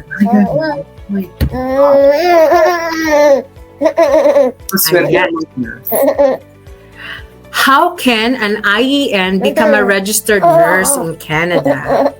Common mistakes most students do. Ayan, they take random programs because that's what they are told by their agencies. Examples are caregiver, other non-related course of studies that they cannot use to practice their profession. Ayan, nagalit na siya, di ba? Kasi nagalit siya sa mga nurses na kung ano. Experience ni Mami yan Makakuha lang kami ng program noon at that time para lang makapunta dito. Yeah, we had to spend 16,000. Oh my God, kamukha niya si Ha? Kamukha niyang husband. Oo nga. Ang ganda ng smile niya. Ayan. Yes. It's So kung mag-spend ka na rin lang ng thousands of dollars, why not use it to something, na mga gamit mo. We can use to you wanna go to Baba na? Wanna go to Baba? Say bye-bye. Bye-bye. Bye-bye. Nice meeting you. Selena. Nakakatawa. Hello sa ating viewer. Let me know kung taga saan ka. Ayan, so yun nga, so waste of hard-earned money diverting into wrong career path. Yes. Diba? Kung susundin ko yung pinag-aralan ko sa Fansha, I'll be working in an office. Ayan. At iCAN, we guide you in carefully choosing a program and career pathway with a concrete and detailed study plan that focuses during study but also after you graduate. Wow, diba? Kung nandyan ka na sis at that time, hindi na ako magpapakahirap. Oo. So yun yung natin, yung role natin is i-guide natin ang mga students. We are guiding students and choosing their program, the right program, hindi lang kung ano-ano, right? Hindi lang random. Para magamit nyo yung credentials nyo later sa career. Yeah, because I believe sis, information is gold, no? Yes. Kasi there's a lot of information you can see online. But you don't know which one, to follow or to believe. Yes, so you have to connect to the proper. So if you have someone na can guide you to the right way while valuing what is most important to you to reach your goal, diba? Yes, and we have Mentor May and Mentor Bella. Connect with us at info@iCanImmigrate to Canada or visit our website iCanImmigrateToCanada.ca for more information. Ganon. Ayan, take note of the email. Kung di mo siya makita sa email, go to the Facebook page. Correct. Ayan. Tama. And the process with CNO College of Nurses of Ontario. So yan. So generally speaking, kung if you wanna come here to Canada, so again, what we said is look for your entry. So ano muna yung entry mo? So if we're coming here as a student, so we have to obtain the letter of acceptance from the college, which I'm sure Mentor Bella can definitely help you. Yes, of course. That's what I'm here for. Yeah, may mga partnership siya with colleges. Yes. Na hindi ka na mahihirapan pa mag-process ng requirements, maybe exempted na for IELTS. Yes. Ayan. So yun, once na-obtain na natin yan, of course, while you are still in your home country, as much as possible, start the process of NNAS. Kasi, mahirap kapag nandito ka na, and then that's the time you'll do the NNAS. Kailangan mong mang-abala ng isang mapagkakatiwalaan para mag-process ng mga papers for you.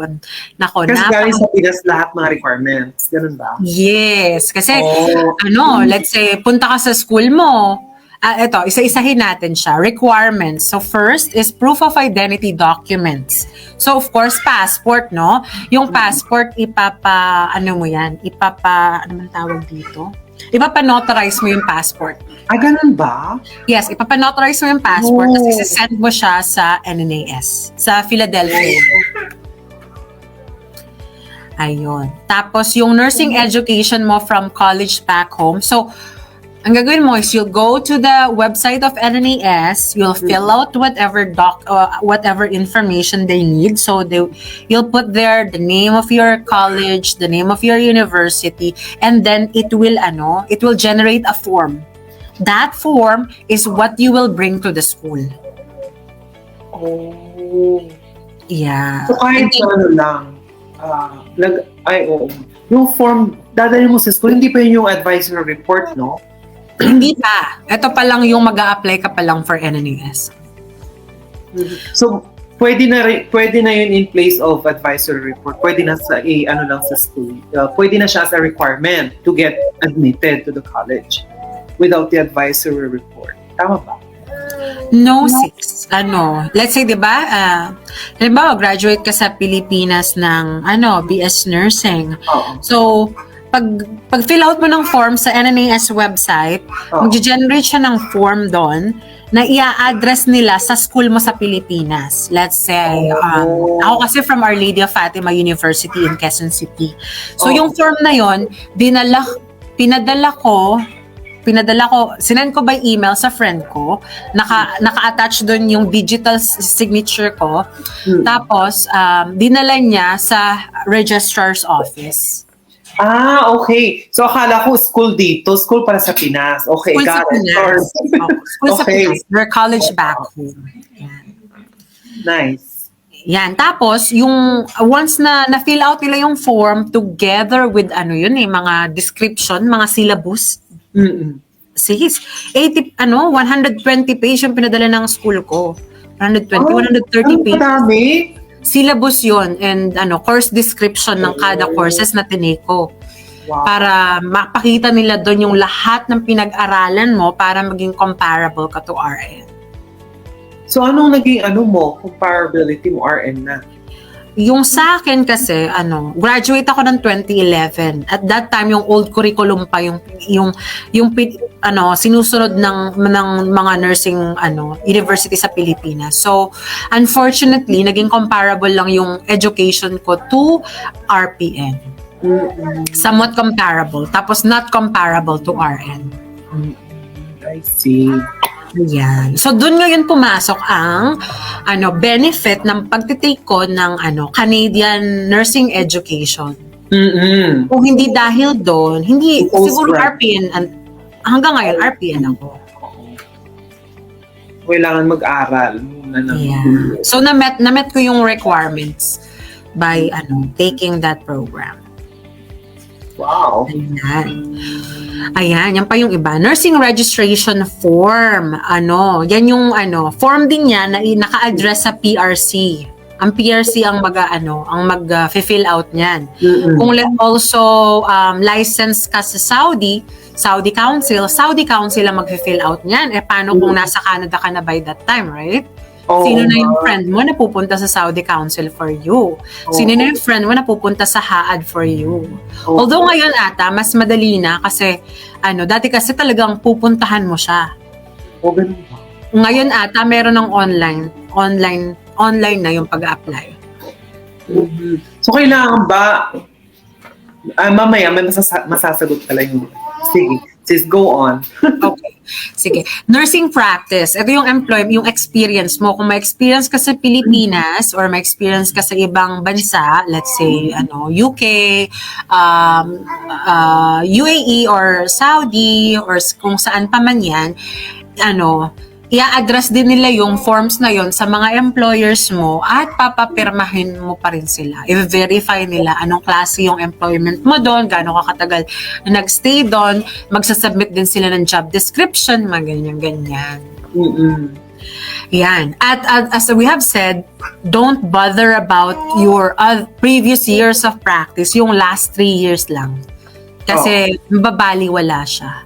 Ang nangyari kasi noon, sa mga ibang nurses na nanggaling sa Saudi, kahit let's say nanggaling ka sa Saudi, and then meron ka ring experience ng Pilipinas, parehas nilang prinases. May practice sila, employment form sa Saudi, employment form sa Pilipinas. So nagdoble-doble, nagpabalik-balik. Tapos isa lang yung in-honor.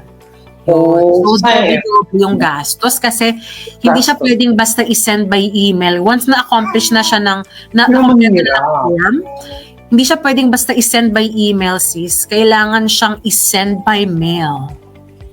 Ganun ba? So, mahal. DHL, sis. LBC, DHL. Ngayon din ako dati DHL, pero ngayon pwede na yata. Oo, nung nag-pandemic, medyo iniba na nila yung yung process, pero pa rin. Yan. So tandaan, ang safe nursing practice yung the last 3 years lang. Yan. Language test results. Yes, waived in Ontario. Dahil mabait ang CNO. Oo. Yan. Pay fee of, ayan ang babayaran mo sa NNAS. Let's say nag-a-apply ka ng per din to, per province din to. Let's say nag-apply ka for CNO, so babayad ka, let's say 650 for RN. Kung magdadagdag ka ng another application for RPN, magbabayad ka pa ng 220. And these figures are in USD, not Canadian. So questions is, recommended ba na dalawang kunin mong nursing, mag-apply ka sa dalawang nursing groups? Yes. Or categories. Kasi kung halimbawa hindi ka umano ng RN at hindi ka na not comparable ka. Wala ka lahat. Yes, baliwala na. Wala na yung kasi kailangan talaga dalawa. So kung halimbawa, isinama mo yung RP, kagaya nung nangyari sa akin, what if nagtipid ako, so nag-apply lang ako for RN. Ang lumabas, not comparable to RN. Wala na. Sira na yung Canadian dream ko. So, hindi ka na pwedeng mag-apply ng RPN or something? Or magpa-assess ulit? Pwede ka magpa-assess ulit. That will take you another 6 to 8 months. And then, again, yung gastos mo to go with each of them ulit. School. Tsaka yung waiting time, yun ang ayoko. Yes.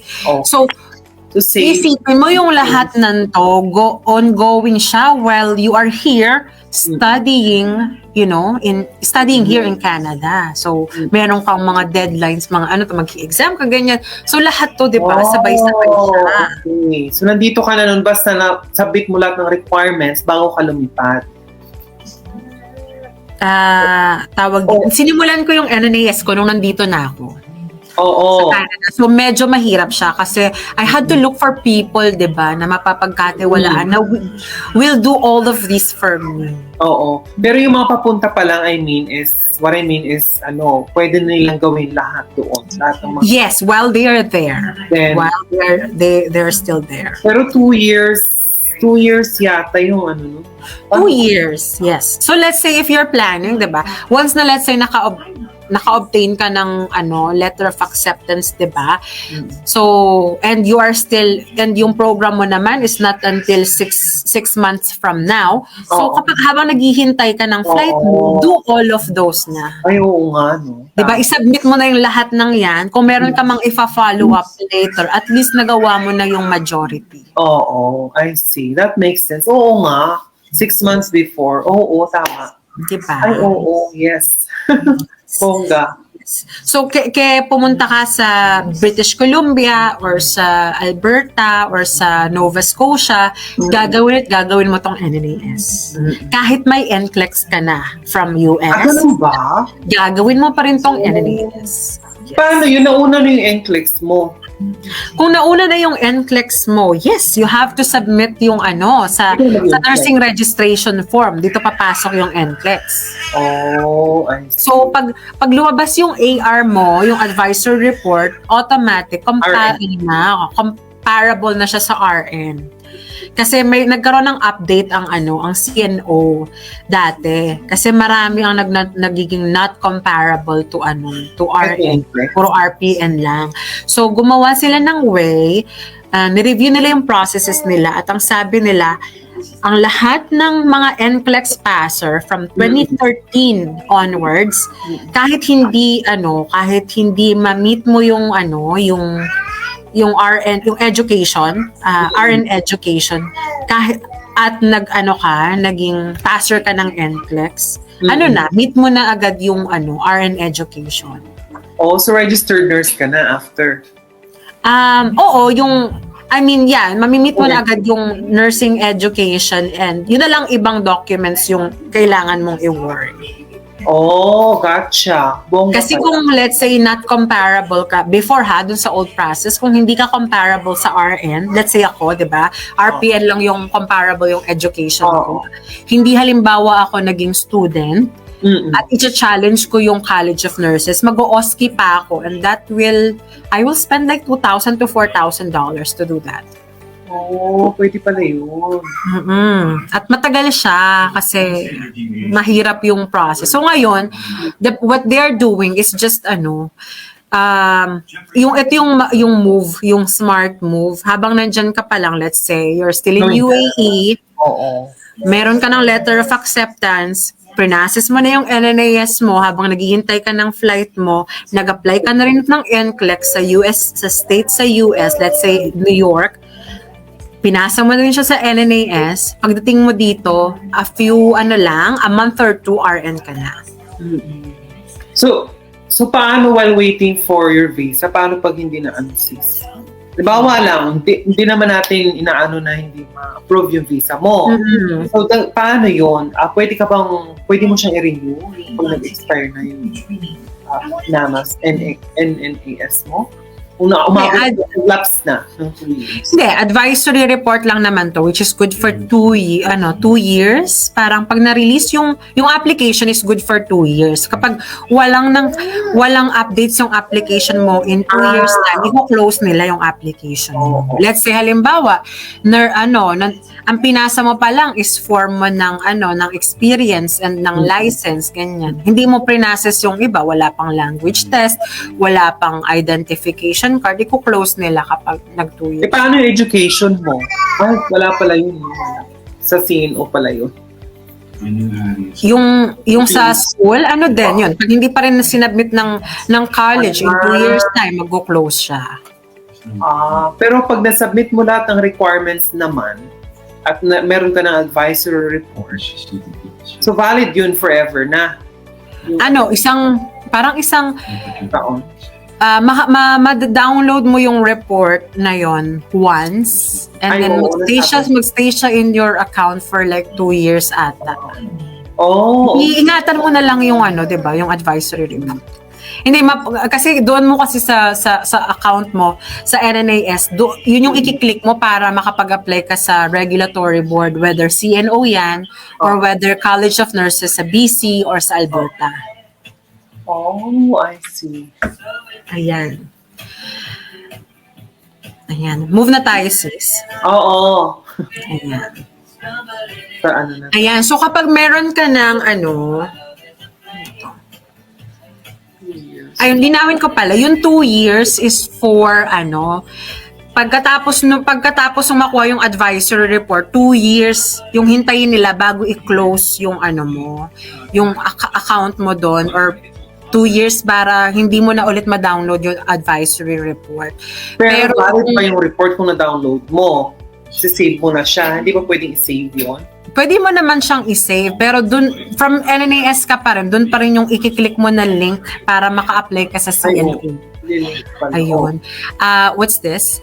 Ang gusto kong sabihin, ayun nga pala, so yung process ko ng NNAS, it took me like roughly 2 years, natagalan. Kasi nung time na yun, biglang nag-COVID.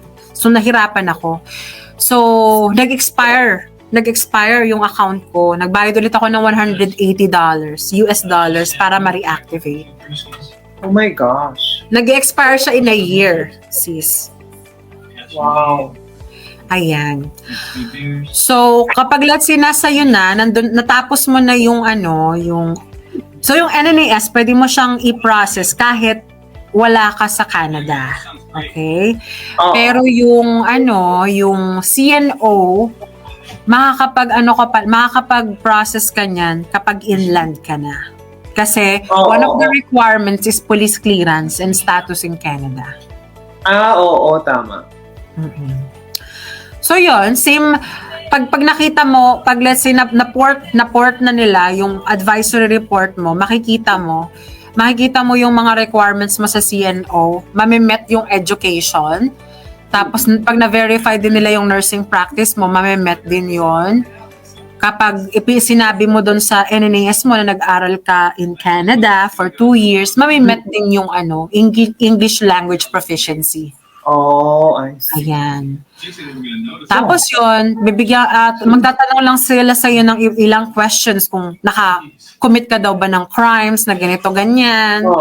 Ayan, yung mga ganong question. Correct. And, ayun, tapos sasabihin na nila sa'yo yung process, how to get the police clearance, kung paano mo isasubmit yung status mo here in Canada. Yan. Ang first pala, kailangan mong ma-meet yung education sa CNO. It's either, comparable na siya sa NNAS or nakapag-take ka ng NCLEX, magme-met na yung education. Kapag hindi mo na-met yung education, hindi ka mabibigyan ng eligibility to take the NCLEX. The NCLEX PN for the practical nurses. Yan. Step by step siya. At kung wala ka namang let's say wala kang experience from back home, pwede may program ang CNO na pwedeng dito ka na kumuha ng hours. Dati kasi you have to go home. You have to go home at mag-volunteer ka sa mga health centers sa Pilipinas or sa mga lying-in clinic. Papakita mo yung ticket mo ng PAL. Oh my God. Oo, ganun siya kahirap before 6. Ngayon, madali na siya. Napakahirap naman, uuwi pa talaga. Yes. Para mag-volunteer. Hindi pwede dito, no? Very inconvenient pag gano'n. Pero at least nagbago na. Oo, binago na nila. Kasi yung mga nurses ng Ontario, we really kailangan kasi yung demand. we really voice out. Sis, na pa ako noon. Na-interview pa ako noon sa CTV News. Oh my God. I don't know if you saw that video. Hindi. I should see it. Kasi manghirap kasi. So, may mga advocates kasi sa if you know yung Facebook na Pinoy International Educated Nurses, gumagawa talaga kami ng ingay doon para mabago mga bagay-bagay. Filipino International yan dito ba sa Facebook? Nasa Facebook, yes. Group siya ng mga Pinoy nurses. Filipino International Nurses. Wait. let me just check.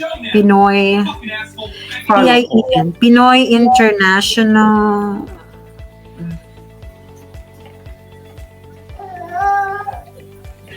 Pinoy Internationally Educated Nurses. Oh.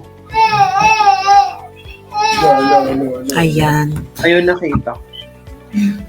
Ayan. Na ano ko noon, kasi at that time ba, na-issue yung anong tawag dito, ang sabi ng ni Ford ata, ang ano ng Ontario, is mag-hire sila ng mga nurses sa Pilipinas to help with the pandemic. Parang, hello, nandito lang kami, yung mga nurses galing sa Pilipinas, nandito na kami, bakit pa kayo lalayo, di ba? Padaliin na lang yung mga process ng licensure para makuha na. Common sense, di ba? So, hiningan tayo ng comment ng CTV News. Kakaloka. Oh, galing. Ayan. You were the voice of nurses here in Canada. One of the voices. Basta for Filipinos. Wow. Oo naman. Yeah. For the heart of the Filipino people. Charot. Ayan. Oh, sis, do you have any questions on this process before we move on? No, sis. I think okay ako dyan. Okay. Ayan. Congratulations. Wow. Very good mention naman si Cheska S. Yes. Made up. Nandi ko rin, RN. Ayan. And very good for kung dumating ka dito as students, and prepare mo talaga, nag-NNAS ka na before, let's say may NCLEX ka na, or pinasa mo na lahat ng requirements mo ng NNAS, tapos naging comparable agad siya. You can be studying here in Canada while working as RN na, as your part-time job. So, comparable to RN siya? Kung halimbawa ang NNAS mo is comparable to RN na agad, diba? Pagdating mo dito, konting kembot na lang sis, ang part-time job mo na as student is RN na. So wait, kung comparable siya ng RN, oo nga pala, mag-take ka pa naman. Oo nga, okay, got it. Let's say, diba? Let's say, mag-take ka ng, I have classmates na nag-take ng NCLEX. On work permit, ganon. Well, on study permit. Oh, okay. Alright. Dati noon, kailangan mong mag-PGW, kailangan naka-work permit ka bago ka maging RN. Hinihingi ng CNO. Ngayon, kahit student nurse lang, pwede na. Oh, very strict pala sila. Dati. I'm not sure if BC, Alberta changed that too, but for CNO, tinatanggap na nila ang study permit. Wow, that's nice. Kasi you can argue that you are authorized to work in Canada for 20 hours a week at for, di ba may bago ng update ngayon? Oo, na you can work full-time. Pwede ka na mag-work full-time. Until December 2023. They can accept your study permit. Oo. O di ba social? You don't have to work hard, you just have to work smart. Ngayon, full-time. At saka yung mga anak, halimbawa yung anak mo is nasa working age na siya, pwede siya mag-work sis kahit ano. Tsaka yung husband mo, kahit hindi skilled yung work niya, pwede. Asan yun sis? Sorry? Yung husband mo dapat, diba, skilled yung magiging work niya. Tama ba? Yeah, so siya? Ngayon hindi na. It doesn't matter na. Oh yes, it doesn't matter na kasi ikaw na yung RN. Tama. Yes. Mm-mm. Hindi, kahit bagong rule din yun, kahit estudyante ka pa, hindi ka pa RN. Kasi student, oo. Kahit hindi skilled yung work ng asawa mo. Tama ba? Or ikaw? Or... Teka, sa immigration ba yan, sis? Oo. You mean for immigration? I'll have to check back yung mga pathways ngayon. Kasi ang daming changes na nangyari, di ba? Oo. A lot of change. Yes. Super. At saka, changes for the better, di ba? Yes. Kahit yung mga NOC ngayon, yung qualification, yung NOC, iba na, di ba? Peer system natin. Peer system na, yes. Ang dami ng mga like, for example, PSW, kasama na siya. Yes. Skill. Dati hindi. Ang daming nagbago. Ang daming nagbago in 3-year time. Oo. Yeah. Ayan. So, ano bang next? Ayan.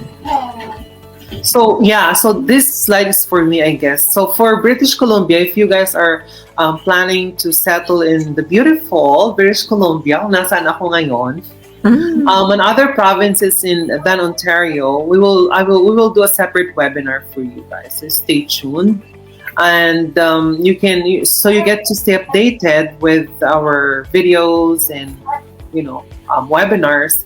Just like us on Facebook, and we are also on YouTube, TikTok, Instagram, and Twitter.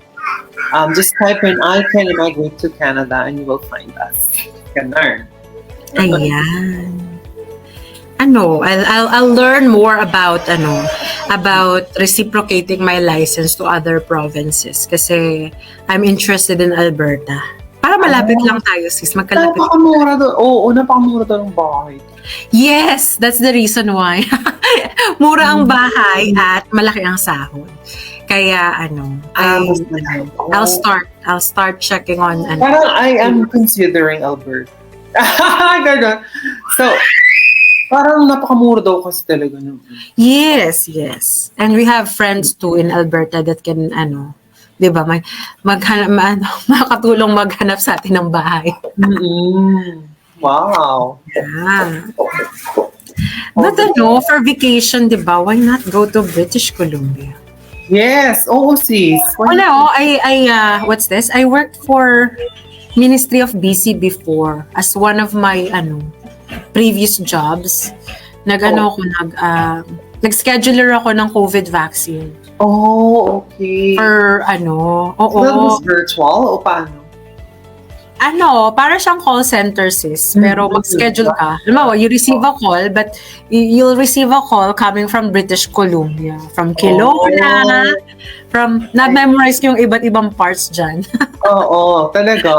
Ang ganda sa Kelowna. Tinatanong ko sila, sabi ko, how is it there in BC, ganyan, kapag summer, sabi niya, you really have to come and see it, diba? Napaka-gray daw ng Ontario. Sabi nila. Napaka-gray. Oh! Pollution yung makikita mo sa Toronto. Pero dito kasi, you're around the Rocky Mountains. Yeah. So I got more and more interested in visiting British Columbia right after. Yes, and if you're in Alberta also, nandun din yung Rockies. So yeah, sarap siguro mag-camping dyan. Yes, this is known for camping capital. Ay, na-forward ko siya, sis. Ang invento camping capital. Nag-camping na ba kayo dyan? Oo, nung namin dun sa work ko dati. Ay, ang nice. Went for a trip sa naman, sa island. Wow. Sa Vancouver Island. Sa Tofino. Ganda. Vancouver Island. So, everyone who comes to Vancouver, automatic na yun na meron silang booking ng ferry papunta sa island. So, saya, ferry. Ang saya, ferry. Pero wala bang dyan, parang story ng Titanic na kapag winter, sa iceberg. Ay, ayun na nga. Hindi ko pa na-try yung winter. Summer lang kami nagpupunta doon. Parang hindi siya ng winter. Kasi para siyang may mga beaches, may lalamigin ka masyado kapag winter ka pumunta. No? Truth. So hindi siya mabenta ng winter. So make sure if you are coming here, make sure na summertime or hindi pa winter. Maganda kasi yung weather dyan, hindi masyadong mild lang. Yeah. Walang snow na ganyan like Ontario. Yeah. Ayan.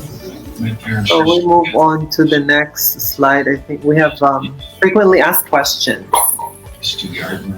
Ayan. So we're going to answer some frequently asked questions, and after this, we're going to do the live Q&A.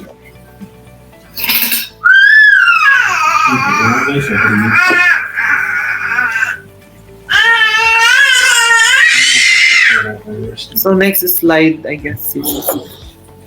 Sis? Next ko ba? Yeah. Sorry, hindi ko nakikita kasi ako yung nag-share ng screen, di ba? Hindi ko You might have nakikita. answered na yung mga tanong. But if, for example, nasagot na natin, we can skip. Okay. Do I need to be a registered nurse from my home country para maging registered nurse dito? No. If you're already a registered nurse there, of course, you have to submit, those credentials. Pero kung you're not, well, you still have hope to come here. I-challenge mo lang yung registration exam dito. Registration exam ng... Which is the NCLEX. Okay. So, mag-NNAS ka pa rin. Oo. Isasubmit mo yung forms na galing sa school. Hindi mo kailangan gawin yung mga ibang forms na hindi applicable sa'yo, kagaya ng employment, registration. Ayun, kasi wala ka nun. So, ang i-evaluate lang nila is yung nursing education mo. So, kapag sinabi nila doon, comparable ko to RN or to RPN, which yung mga university sa Pilipinas, from 2012 onwards, let's say galing ka ng UP, yung mga makilalang university, yung mga university sa saan ba to? Meron sa Visayas eh. Ang daming nurses kasi nang galing sa Visayas. Magagandang school doon. Ayan, comparable to RN agad yung mga nila, peg nila sis. Mga pinagpala sila. University? Ano ba siya? Yung Wow. mga, nakalimutan ko na yung mga yung mga pangalan ng mga university. Or kung, alternatively, kung hindi mo maka-challenge yung NCLEX, mag-aaral ka dito. Yes, or practice as an RPN, while doing your RN. Nice. Okay. I don't have any experience working as a nurse. Can I still apply? Yes. Yes. At kung ang kukunin mo as your entry to Canada is being a student at yung program mo is nursing related at magbibigay sila sa iyo ng field placement, ibig sabihin magjo-duty ka as a student nurse. Ayan, mamimit mo yung requirements na yun agad-agad. Alright, sounds good. Or kung hindi pa rin, let's say kumuha ka ng hindi related na program, hindi nursing related, at nandito ka sa Ontario, as I have said, meron na silang program to meet that. You just have to work for 140 hours or up to 300 hours as deemed by the organization. Yan. At mamimit mo yung experience na yan. Oh, nice. Bongga. Yeah. Resolution lahat. So, di ba, kung halimbawa, ang plan mo talaga is to be a nurse in British Columbia or in Alberta, mag-ano ka muna, maging license ka muna sa Ontario. Pag may license ka na sa Ontario, work a little, like 1,500 hours. I think yun yung requirement sa Alberta eh. I'm not sure with... Alberta, 1,500? Oo, 1,500. Yan. So, kunin mo yun dito sa Ontario kasi dito ka may license and then go to Alberta. Ipa-endorse mo lang yung license mo. Yun. Wow. Transferable. Yan. 3. Do I need to study for 2-year postgraduate certificate? Ayan. I think, has it been answered? 2-year, as I have said, kailangan alam mo yung yung goal mo. Kasi alam naman natin, 1 year program equals 1 year postgraduate. Yes, that's the basic thing. Ayan yung sinasabi ni sis na kailangan, strategic yung planning mo. Yes. Yeah. Correct. Nabit ko yun, sabi mo na strategic. Nakita ko yun in one of your videos. Strategic plan, diba? Yeah, kasi kung may time ka. Meron. I know people na after their programs, they went back home. Wow, that's very sad.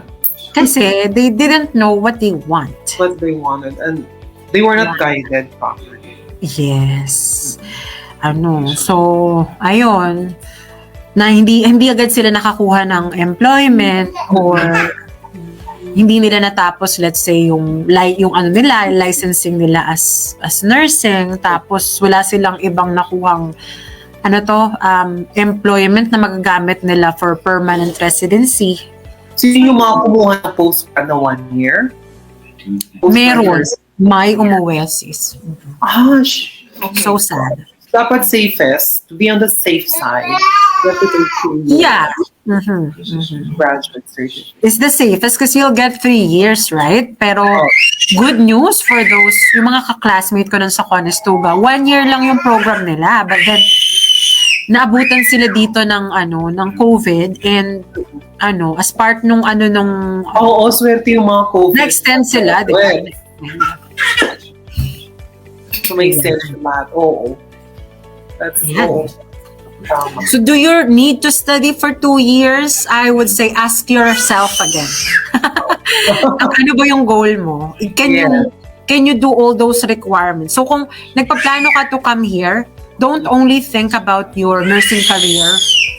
Do not only think of para makarating ka lang dito. Dapat iplano mo yung sabi mo nga 'di ba, yung path mo up until makuha mo yung permanent residency, which is the very most important part. Yes. So kung let's say ang lahat blur pa lang sa'yo at meron ka namang ihahala na 'di ba, na datong, edi go for the 2 year. Wala namang mawawala. Oo naman. Tsaka, basta kaya at basta mahihirapan. Tsaka, kumbaga 1 year umuwi ka, sayang din lang. Nagkatipid ka pero sayang naman. No, just come here and give it all. Give your all. So, and it's a one-time opportunity and yes. babalik ulit. And more chances of winning ba? Correct. Yeah. Tama. Bet ko yung chances of winning na yan. Kasi not only you, let's say if you have your partner here, your husband here, hindi lang yung credentials mo, baka siya din naman pwede siyang mag-apply as PR, main applicant for PR. Oo, di ba? Yes. Yeah. And as a credit to my loving husband. Ayan, is ang ginamit namin for our permanent residency is yung employment niya, sis, not my credentials. Kahit at the time, I'm Why? Bakit? Ano ba yung niya? Pwede na ako sa PR to PR. I did it. Kasi ako na yung nag-aral, sis. Ako na yung nag-aral, di ba? So, and yung savings naman is talagang, pinaghirapan niya. So, I gave it parang yung ano ba niya, tawag dito. As my, yung pagpapasalamat sa lahat. Diba, nung nag-aaral tayo ganyan, siya naman yung nagtatrabaho. Siya yung nagpapakahirap. So, kahit may part-time na trabaho ako, nandiyan siya para mag-support sa akin. So, binigay ko yung honor sa kanya para maging main applicant for PR. Yeah. Pero as a fallback plan, if halimbawa, hindi siya na-qualify, I can apply at that time. Na yun nga, we were thinking at that time, should I apply or should I? Yeah. Pero malilito ang immigration kapag parehas kami nag-apply at the same time. So yun, siya na lang. Wow. Galing. Congrats. Thank you, sis. Thank you. And congratulations to you, diba? Thank you. At least ako may sumusuporta sa akin. Ikaw, sis, diba? Mahirap yung dumadating kapag mag-isa ka, diba? Kapag mag-isa ka, yung dapat, yung lahat ng courage and everything. Diba? Yung mental load, yung mga iniisip mo, ganyan. Tapos kung ikaw pa yung breadwinner sa inyo. So, alam ko, it's very, very stressful. Kaya saludo ako sa lahat ng mga single, student. Thank you. Nakuha nila yung kanilang permanent residency and hopefully citizenship na mag-isa lang sila. Oo, di ba? Yung walang sponsorship, walang and everything. I know that. I can't say that I know that, but I feel how difficult it must have been. It was difficult talaga. Yeah. Pero kung may ka naman, or you're getting into, alam mo yung pathway mo. So, yeah. You have to really plan. Strategic plan with the help of our mentor Bella. Yes, that's right. You have to have a mentor. Mhm. Ayan. Proceed na tayo sa number 4. Mhm. Yan. How long is the waiting list at CNO? Is So, there a waiting list ba? wala siyang waiting list, pero yung waiting time as processing time meron. Oh, that's... Wala siyang kagaya ng NNAS na parang 6 to 8 months. Walang ganun. Because of volume, no?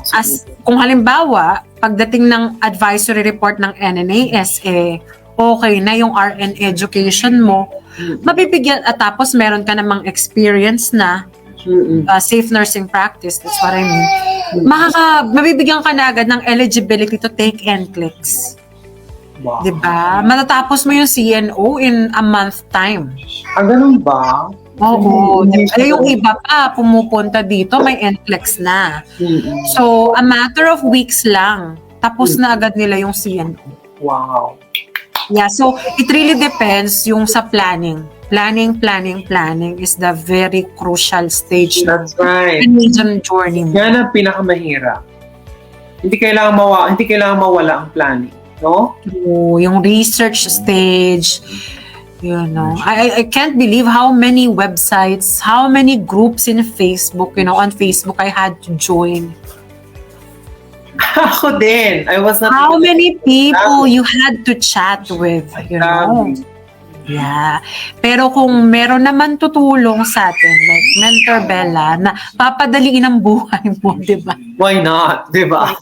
Yes. Kasi kailangan mo talagang kung ikaw lang talaga, there's a lot of things. Yeah, and the information is overwhelming and difficult to process. Correct. Kasi may mga terms silang ginagamit, tapos interchangeably, malilito ka na. Kasi kaya nga na, parang inuulit ko yung sinasabi ko kanina, kasi ano ba naman tong LNAS? Those are new words, diba? Na malilito ka. Okay, ano yung experience? Tapos ano yung safe nursing practice? Parang it doesn't make sense yun. Correct. Kaya mahirap siya for a beginner na bago ka palang nagbabasa. You have to read for a year. You have to shorten the process, connect with someone. People, yes. Yeah. And the right people. The right people. That's very important. Yeah, with positive energy na hindi mag-drag down ng iyong aura. And if you connected with people pero wrong people naman, then wala din, di ba? Yes. May mga, ayan, sabi ng asawa ko, positive energy like me. Oh! Siya lang naman lagi yung aking positive energy. Oh, very sweet. Ayan, so how long is the waiting list? As long as you have your all your documents ready, mabilisan na lang siya. It may take time for some, but it really boils down kung nakompleto mo yung requirements or not. Makes sense. Okay. How long? Oh, naulit lang siya, sis, no? Ulit lang. Sorry. No problem. Is my license transferable? Are you talking about your license from home country? Oh. If you're talking about your license from the Philippines, Province siguro. no, it's not transferable. But if you're talking about your license from US, let's say US ka na, may NCLEX ka na, USRN ka na, and you want to come here to Canada, you still have to process NNAS, you still have to process CNO, but you don't have to repeat taking the NCLEX. Yan. May endorse na siya ng BON, ng Board of Nursing mo sa US to Canada, to any province here in Canada. Kung let's say naman from between inter-province here in Canada, let's say may license ka sa CNO, pwede ba siyang i-transfer to BC, to Alberta, to Nova Scotia? Yan. You have to check the websites of each of those regulatory body. Let's say, check mo yung BCNNM ng British Columbia, check mo kung magka-qualify ka sa requirements nila. As long as you qualify for the number of hours, ganyan-ganyan, then you can. You can start the application and transfer your license to BC.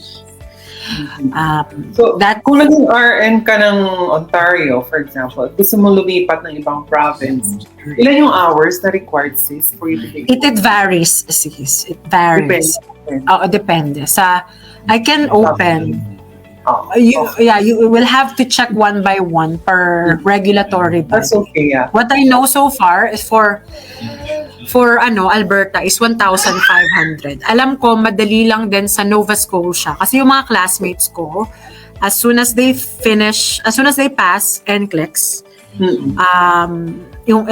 from CNO, na transfer na nila to Nova Scotia agad yung license nila. Wow. Yeah. Okay, But of course, choose the province with the high salary. Naman. High salary or beautiful scenery like BC. Ayun. Gusto niyo dito?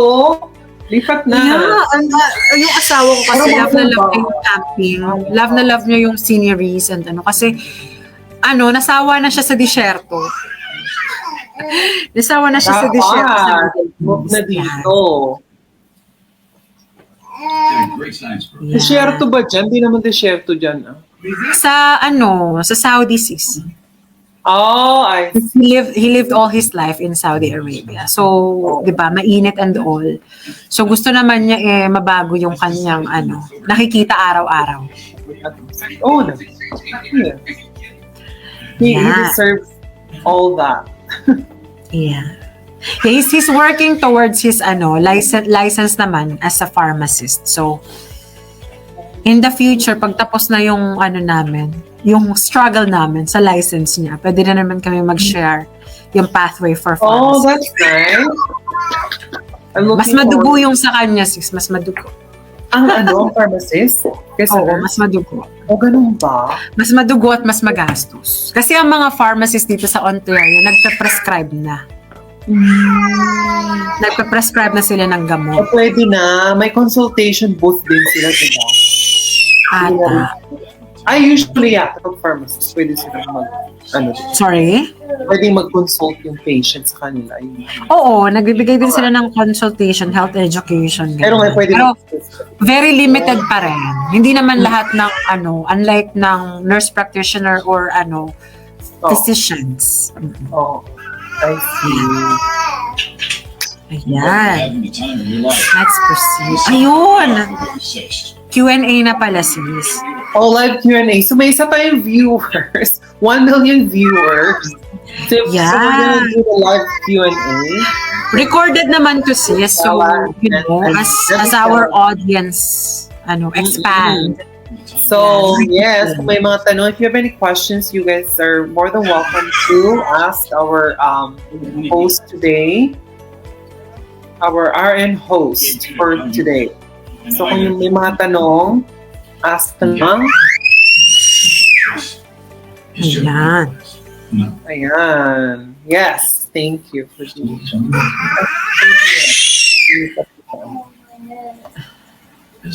Namiss ko yung mukha mo, sis. Hindi ko kasi nakita sa buong presentation. Kaya makaliit mo. Hindi ko nakakita yung mukha. Anong tawag dito? Namiss ko yung mukha mo kasi nandun lang ako nakatingin sa slide. Hindi ko makita yung I know. Ako din. Oh my gosh.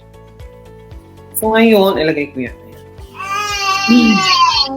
So ayun, may mga tanong ba? Paano ba? So you don't understand. Jeff has been expelled. So siya, gaano pa siya katagal, sis? Licensing na lang siya. Licensing stage. Gaano katagal what? Sorry? Na siyang stage? Nag-aaral pa ba o sa licensing na siya? Yung asawa ko? Oo. In-honor naman yung kanyang education. So, he didn't need to go back to university. Nag-west siya, course by course description, ganyan. Oh, pero, so lucky. Oo, pero yung licensing nila, mahirap. Hindi kagaya sa nurses na parang 2-stage lang. NNAS, tapos CNO na. Hindi. Sa kanya, marami. Parang Natapos niya na yung isang written exam, which nag-aaral siya doon for more than a year. Self-review lang. Talaga. Ngayon, nasa pangalawang exam na siya. Kaka-take niya last month. Hopefully, sana hindi ma-jinx, but we're waiting for the result this month. Yan. Tapos after nun, may OSCE pa. Para siyang parang merong actor talaga. Pupunta ka doon in person, may mga magtatanong sa'yo na actress and actor as patients and doctor. Tapos kailangan mong magbigay ng parang consultation, ganyan. Tatanungin ka talaga. Oh, wow, talaga. After nun, meron pa siyang internship for 2 weeks. May IELTS academic pa. Yan. Jurisprudence exam din online. Saka pa lang niya makukuha yung license niya. Ganun pala din. Kasi siya sis, regulated profession. Oo, hindi naman pwedeng basta-basta hayaan na mag-practice tapos makakapatay ka ng pasyente, di ba? I know. Tama. Yeah. Ako din ang... So yung sa pharmacy, may pa din, magre-register pa rin siya sa... You see, son, I told you. Anong nanas pa? Iba na, no? Iba na. Sa kanila? NAPRA. Oh. NAPRA. Tapos, iba din. Meron din silang regulatory body for Ontario. Iba-iba din siya per province. I see. Nice. So, thank you so much, sis, sa iyong pagpapaunlak. Thank you so much. You're very welcome, sis. Very welcome. It's my honor. Para sa naman yan. Thanks for sharing. Giving back to the community. Diba? Kasi I remember at that time when we were students, ang hirap makahanap ng information. I know. Napakahirap. Ikaw lang magre-research. Kasi noon pa yung wala pang mga mentors. Hindi pa masyado, di ba? Hindi pa masyado. True. So this is napakaganda ng iyong advocacy. Oh, thank you. If I can, you can. If I can, you can. Yeah. Ganon. Pero dapat. If I can, you can. Oo. So, yeah. Ayun na nga. So, I think wala naman nang magtatanong. So, ayun sis. So, wala naman na akong katanungan. You've answered. I hope I answered the questions. Over and above what I expected. Thank you so much. Magpapaunlak and say hi to your baby. Guesting pala yung baby ko kanina. Oo, ganda. Guesting. Hongga nga. Okay, sis. Thank you so much. Thank you so much. Hopefully, we'll see each other soon. Yes. So, if you would like to book Mentor May online, you can visit our website, iCanImmigrate2Canada.ca, and she will guide you exclusively. You will have her exclusively. Okay, thank you very much, sis. It's nice talking to you, and thanks for your time. Have a good night to you, and good morning to diba? Yes, salamat. I hope to see you dito sa BC.